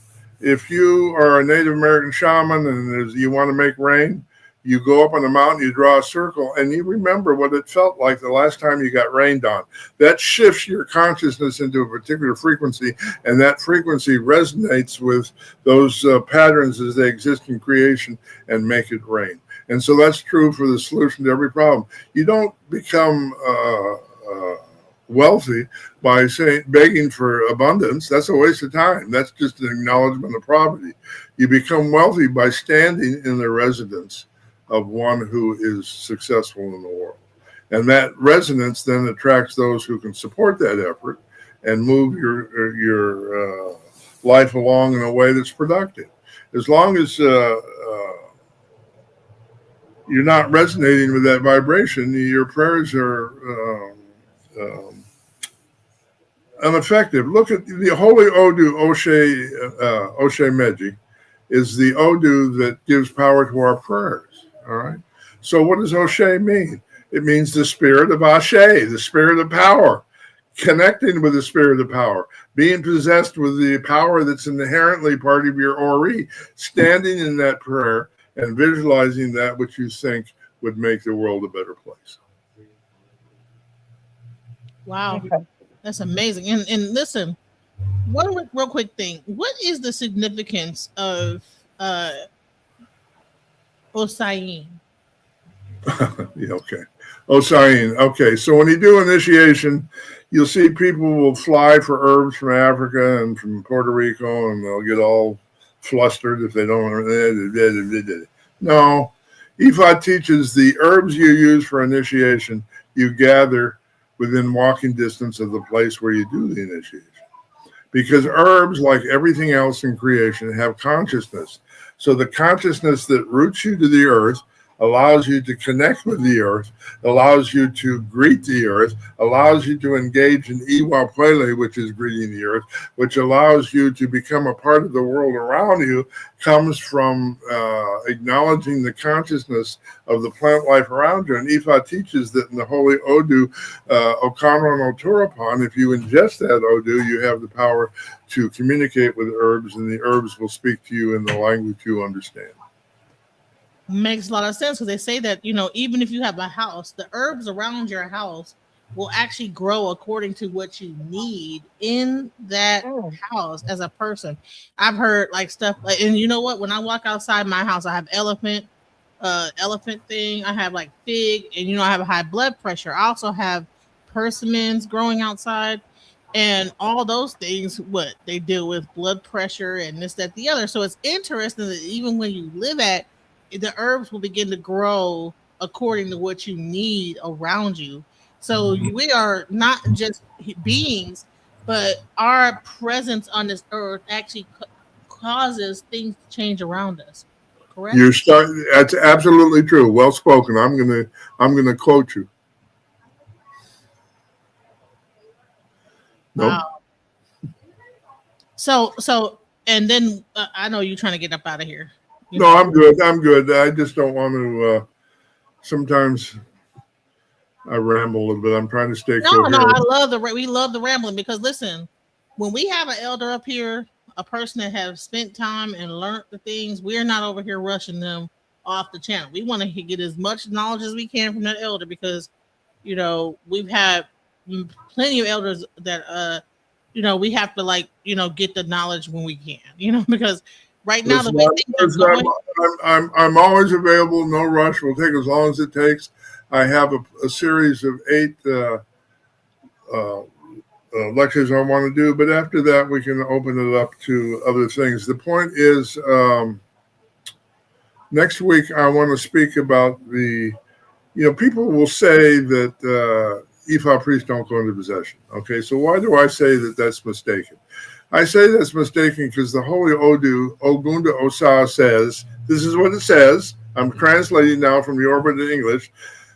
Ogunda Osa said, this is the oriki you use during initiation to put a Yawo into possession with the spirit of Ela after you have invoked the Meji Odus and invoked Oshoitura to cause them to copulate in your head, opening all 256 portals in your brain.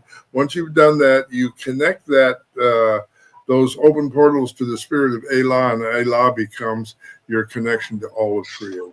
So if the Odu is saying that, then why would you argue that there's no such thing as Ifa priests going into possession? The Odus give you the technology for going into possession. Do you think they're doing that just to make stuff up? They're doing that just to hear themselves talk? They're doing that to deceive people? No, they're doing that because it's an important tool in the toolkit of healing ourselves, connecting to others, and being a healthy part of the planet itself. And so that Oriki for possession by Elah, I'm going to do not all of it, most of it. Essentially, the Oriki is the name, the true name of the spirit of Elah, the spirit of Arumia. And it takes 2 hours to recite the name. So there's a whole bunch of resonance included in the word Elah that we never hear, we never use, we never invoke, we never access, we never try to understand. And I would like to help initiate the process of looking at that as a profoundly important tool in our ritual process. So what is the difference between Elah and Allah? Elah, okay, that's a good linguistic question. The letter E is like a pronoun, all right? So E means the. So the word Elah is an elision of A. The letter E is pronounced A in Yoruba. And the word Allah. Allah is light. So Elah means the light, capital T, the light. Okay, but it's not the light of a light wave. It's the light of what the ancient Egyptians in their infinite wisdom called a longitudinal light beam. A longitudinal light beam is a light beam that functions at 432 hertz and which has no wave. It's a straight line. The light beam of Elah, unlike a light wave, which is a curly-Q thingy, the light of Elah gets stronger as it moves away from source. And as it moves away from source, it continues in the universe until it hits the edge of the universe and returns to its source. So it's a biofeedback system. So Elah is the key component for unleashing the potential for free energy that we find in the Odu Ije-Ogbe.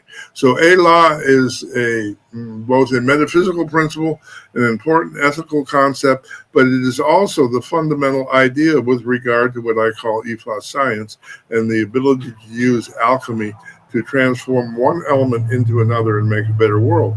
And the thing that's amazing is Spirit's going to give us this information whether we want it or not. Mediums of Elah can really explain all that in depth, but right now the best medium for Elah I've encountered who's explaining all the paleoscience of Odu Ifa is an actor named Terrence Howard. I'm not even sure he knows what Ifa is, but everything I've heard him say about science matches the liturgical Yoruba that describes Ifa in Odu Ifa. The other person who really had a handle on the Ifa understanding of Elah is Nikola Tesla. He used the concepts we find in Odu Ifa to generate free energy. Absolutely. Wow. And bottom line is free energy is a real thing. That we don't really need this grid that we. Oh, yeah. Well, is it a free thing? You want to know if free energy is a real thing? You want to know? You want to test that for yourself? Yeah, let's go. Okay, do this. Next time you're around somebody, have them rub their hands like this. And then have them put their hands like this so that the palms face each other. Can you see what I'm doing? Yeah. And then you put your hand between those two hands and tell me if you feel something. If you feel something, that means this has generated energy. We call that energy Ashe. That Ashe comes from Allah. Allah connects to humans in a spiritual form that we call Elah. Mm. And that's what they do in Reiki. Yeah, it is. It's the same thing. And also in that other thing that they do with where it got outlawed, I forget what it's called. Like in China, it was a big thing. They outlawed it. The Qigong. Yeah, Qigong. Yeah. Qigong. So my grandfather analyzed the resonant frequencies of what we call Odu and used it to effectively heal cancer and other terminal illnesses. The AMA took away his medical license and made him stop. Stanford studied his technology twice. Both times they confirmed that it was effective. My grandfather had Nikola Tesla make the machines that generated the resonance that produced those results. And all that technology was based on scientific exploration of frequency and healing that was done in ancient Egypt. Wow. And see, and is it based on like sound and tonation of actual notes? Because they have this thing now called PEMF. Yeah, it is actual notes. Listen, you know what solfege is? You know what that means, solfege? Yeah, I'm a musician. Okay, do, re, mi, fa, sol, la, ti. Yeah. Okay, that was invented by the Egyptians. But it's also those sounds. It's whole step, half step, whole step, half step. If you graph that in a chart, it makes the Fibonacci curve or the golden mean of a seashell pattern, which is sacred to Obatala. But the key interval in that creation of the spiral is the relationship between Do and Fa, right? But in the original Egyptian system of solfege, Do was called E. So we go to the fundamental resonant harmony of creation, and you pronounce it in ancient Coptic Egyptian by the words E-Fa. Hello. Where do you think the word came from? It's an expression. Wow. Yes, it's a symbol of the resonant frequencies that creates everything. Wow. Fa, like boom. And so that is why when we talk about the drum, we talk about all these different things that are a part of it. This is really based in about sound. Yes, and here's the real miracle. All right.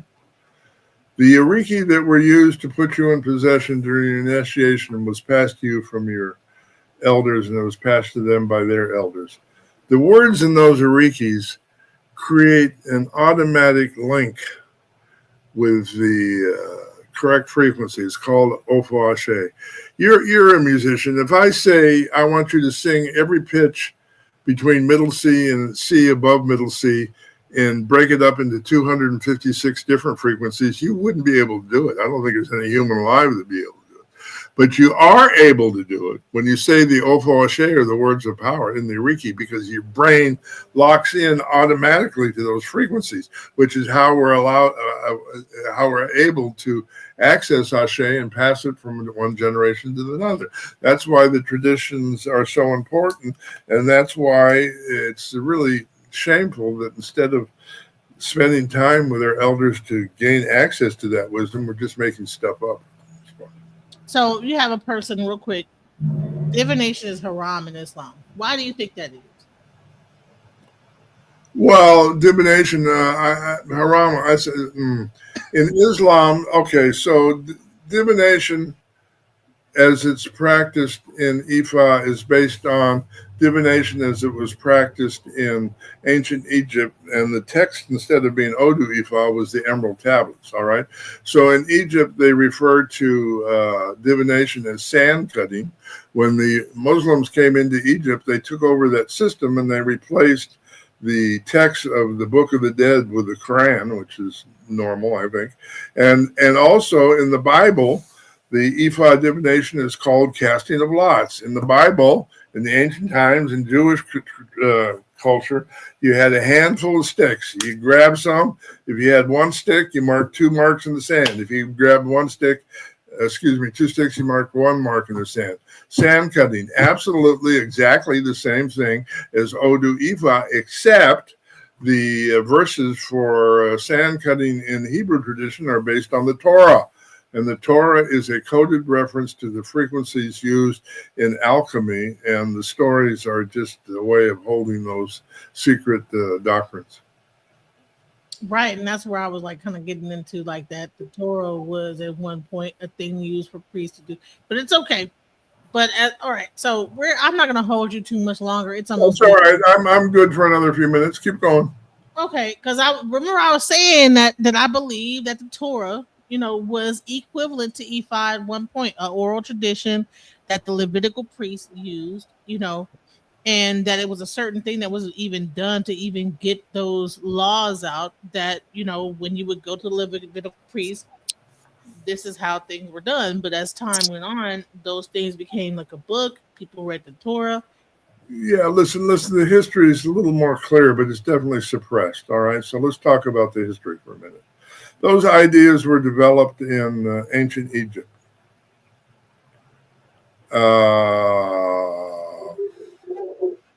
When Alexander the Great, in quotes, took over Egypt and made himself the pharaoh, the esoteric wisdom of Egypt went into hiding. It went into the mountains along the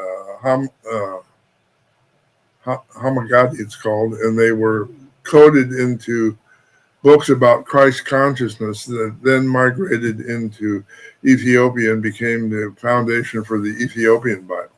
So those are all ancient coded Egyptian texts, what we call the Gospels. There's 4 Gospels, but in the Hamagadi books on Christ consciousness, there's 84 Gospels. So 80 Gospels have been suppressed and declared a heresy because they give people power to transform their own physical reality, is my point. So the point is that when the sand cutting of the divination system of Egypt was forced into hiding by Alexander the Great, it moved through Judaism to Jerusalem, and the texts that described it, the books, the first time it was written down probably, were hidden under Solomon's temple, and after being written down by a group of Egyptian priests living in Jerusalem called the Essene.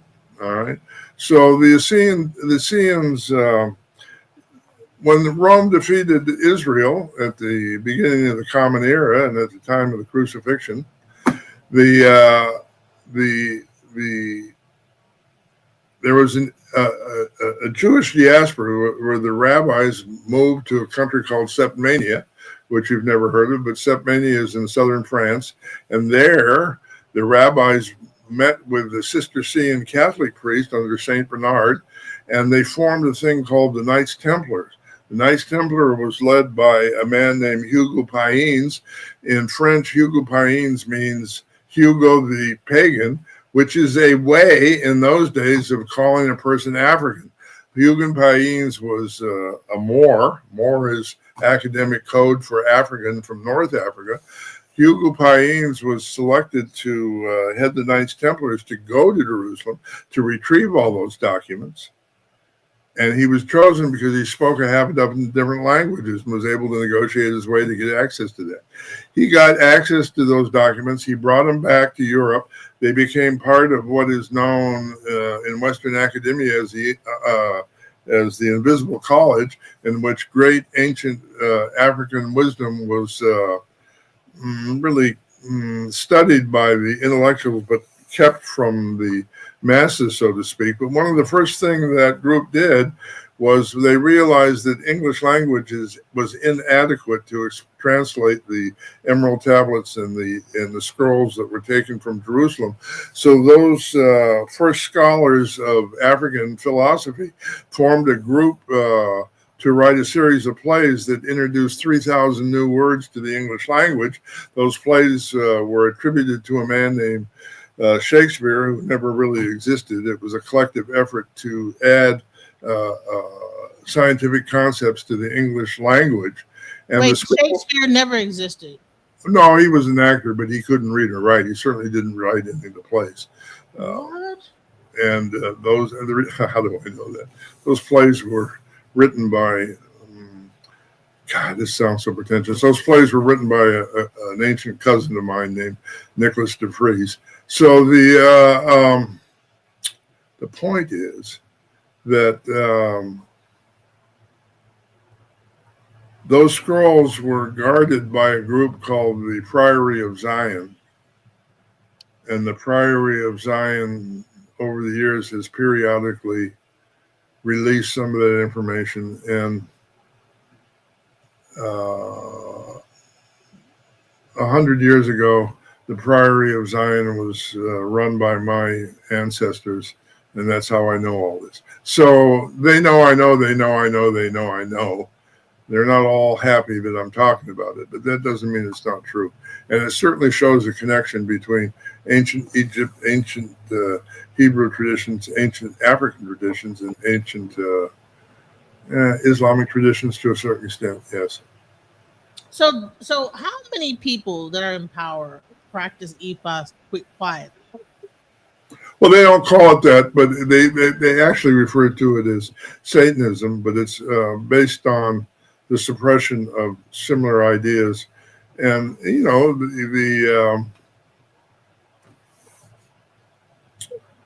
here's the thing. Okay, so the most recent head of the Satanic Church supposedly died in a New York jail after setting up brothels in New Mexico and in the Caribbean. All right, so if you want to know what all that scandal is about, it's got a little bit to do with raping children, but it's got a lot to do with using ritual to control the world based on ancient African ideas that they do not want you to understand or know.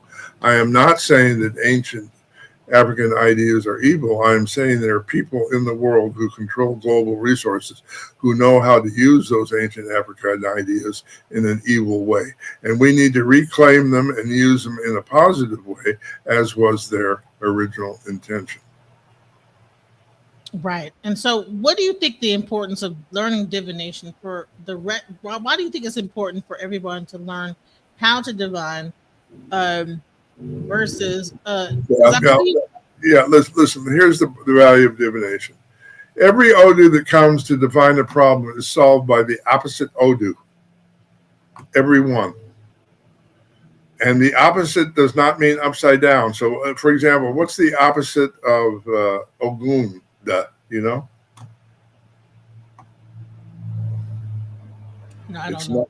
It's not, okay, right. It's not Osa. It's Obara. All right. So in other words, every single line in an Odu, if you make it a double line, every double line in Odu, you make a single line. That new Odu that you create by that process is the solution to the problem. And the reason it's the solution to the problem is it creates stasis. Stasis is the frequency of EJ Ogbe in which there's perfect balance between the points of the Merkaba and the sphere, the torsion sphere that holds the Merkaba, and in that perfect balance comes access to the power of creation to transform physical reality. Mm-hmm. So what happens when you get to be my age, if a problem arises in the street, you immediately can see the Odu that's coming manifest, and you immediately know the solution. I was walking with my Baba down the street one day in Ode Ramo, and we came to a bridge we needed to cross, and there was a dog standing at the entrance to the bridge, barking and snarling and looking vicious. The Arabah didn't even break stride. He bent down, he picked up a handful of dirt, he marked an Odu in the dirt, he blew the dirt in the dog's face, the dog rolled over and took a nap. In other words, the dog took a nap, but he put the Odu in his hand and the dog and blew it in the dog's face and took a nap?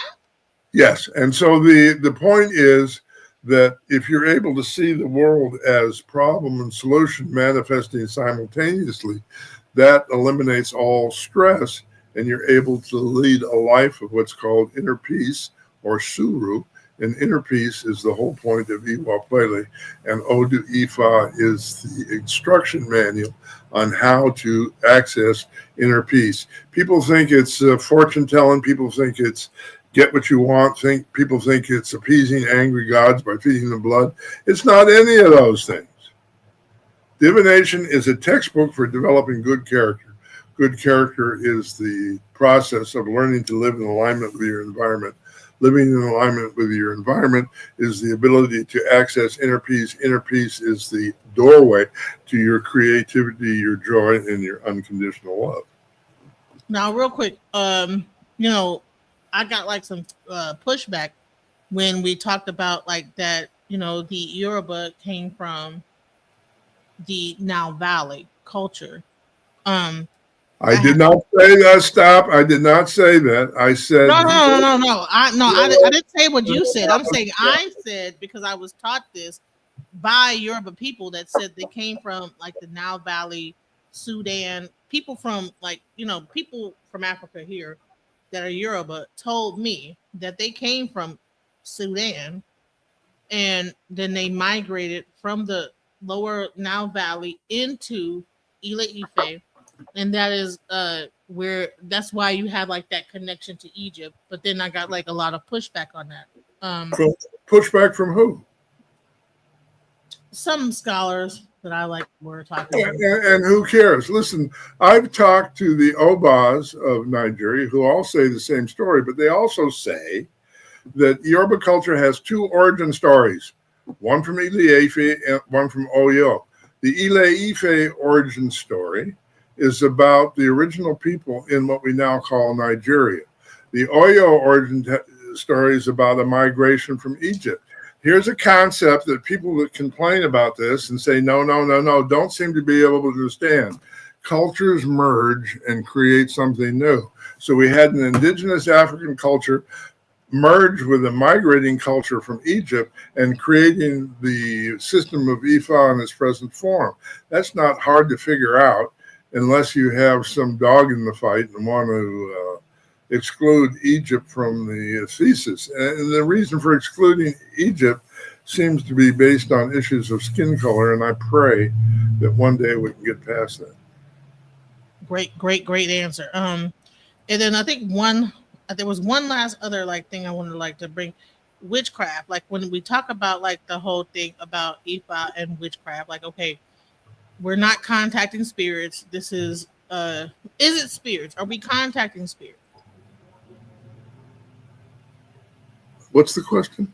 Let's start here. Witchcraft is a colonialist word developed by the Catholic Church to denigrate women who were healers. The word witch in ancient European language means wise woman. So what's wrong with being a witch? The answer is nothing. It's only been denigrated when the Catholic Church said women were evil. So witchcraft would be a good thing. The truth is, what is the Yoruba word for witch? There is no such word. What we have is words for women who are healers, mediums. It's all related to the color symbolism of Iya Mio Sharonga. The word gay means female power. The word Ga means external female power. You go to God to receive gay, and then gay is then transformed into healing the word. Hence the word gele, meaning the head wrap that a woman wears, but it also means the house of female power. Hello. Gele Fun means the house of female power that is rooted in white light of transformation and elevation. Gede, which is the Yoruba word for astrology, means female power arises, stands up, becomes manifest. Galede, which is the female secret society that deals with gender issues. Galede means female power. The house of female power stands up. So I don't see any negative pejorative concepts in any of those traditional Yoruba words that refer to women's power. Shay, wow, thank you, man. This is beautiful what you've done. Nyla, did you have any more questions? Because we're like we have been. Yeah. Go ahead. It's been 2 hours. I'm not gonna wear you down because I know we're gonna come back here again in a week. Question. Go ahead, Nyla. So it is said that all creation of anything is built on sound. I don't know how true that is, but if it is so, does that mean that binary codes are frequencies or sounds? Absolutely. Everything you just said is what Ifa says. That's the reason why every spiritual tradition that I know of starts with the phrase in the beginning was the word. Frequency generates light. Light generates what we call a particle. A particle creates the physical world. And the physical world is a manifestation of consciousness. So it's all sound we're talking about. So if you didn't The world around us looks different than it actually is. The world around us is a series of sine waves generated by sound, and it's the ability of the eye to piece those vibrations together to make the world look like it does. IFA calls that ability to transform sound waves into physical reality. They call it IPAN. That's the power of the eye to transform reality. That's why Ebo is just about changing the frequency. Then you change your vision. Then you change what the world around you looks like. That's what the EA spoke of after her automobile accident. That was a manifestation of IPAN, the ability of vision as an expression of co-creation and of consciousness to elevate and shift the reality that we live in. And so if you don't realize you have that power, you won't work it. And so people stay stuck in petty arguments and hostility and trying to be a bully and all kinds of nonsense. But we have unbelievable power to do anything we want. We just need to join hands, understand the process, and put it to work. So when a binary code becomes distorted, can it be healed or restored by frequency? Yeah, I explained that earlier. I might not have been clear. No, I actually dropped line. I was in an area where the service wasn't good. So I'm going to show you what I mean. Are you ready? Are you sitting down? Tell me about yourself. What do you do in the world? Well, I'm a nurse, and good for you. Yeah. That's healing work. That's IFA work. Mm-hmm. And I study IFA. Yeah. It tells me you're pretty smart. Love IFA. Actually, IFA has changed my life. This is Ogun. This is mine too. This is Ogun Demeji. This is the problem. You did divination. What's the problem? Ogun Demeji. And that means you need to clear away obstacles. The solution is Okanron Meji, which means take your life in a new direction. Hello? This problem is solved by this solution. That's resonance. That's a resonance addressing. And so when you mix the two odors together, the result is always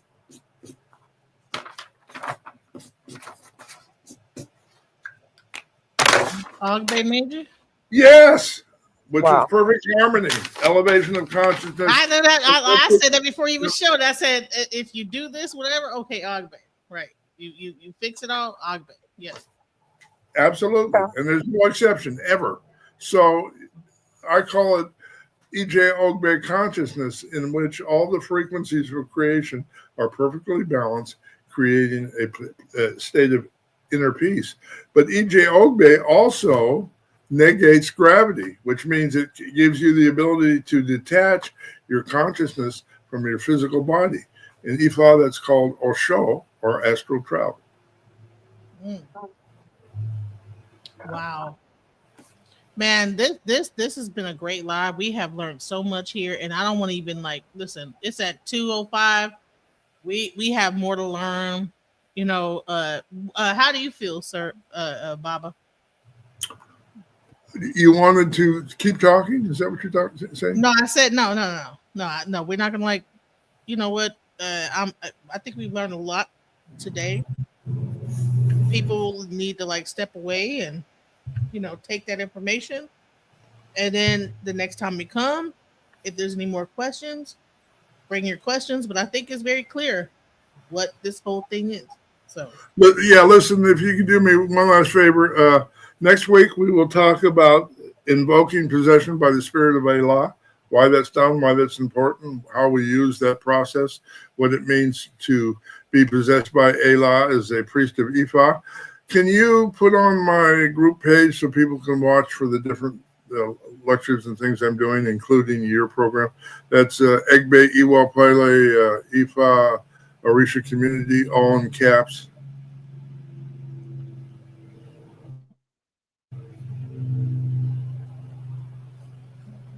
all right, let me delete something. Got so much things going on. Okay. Sorry. There we go. Go ahead on Facebook and go ahead and check out his community. No. Put Ifa in front of Orisha. And then put community as the last word. Okay, IFA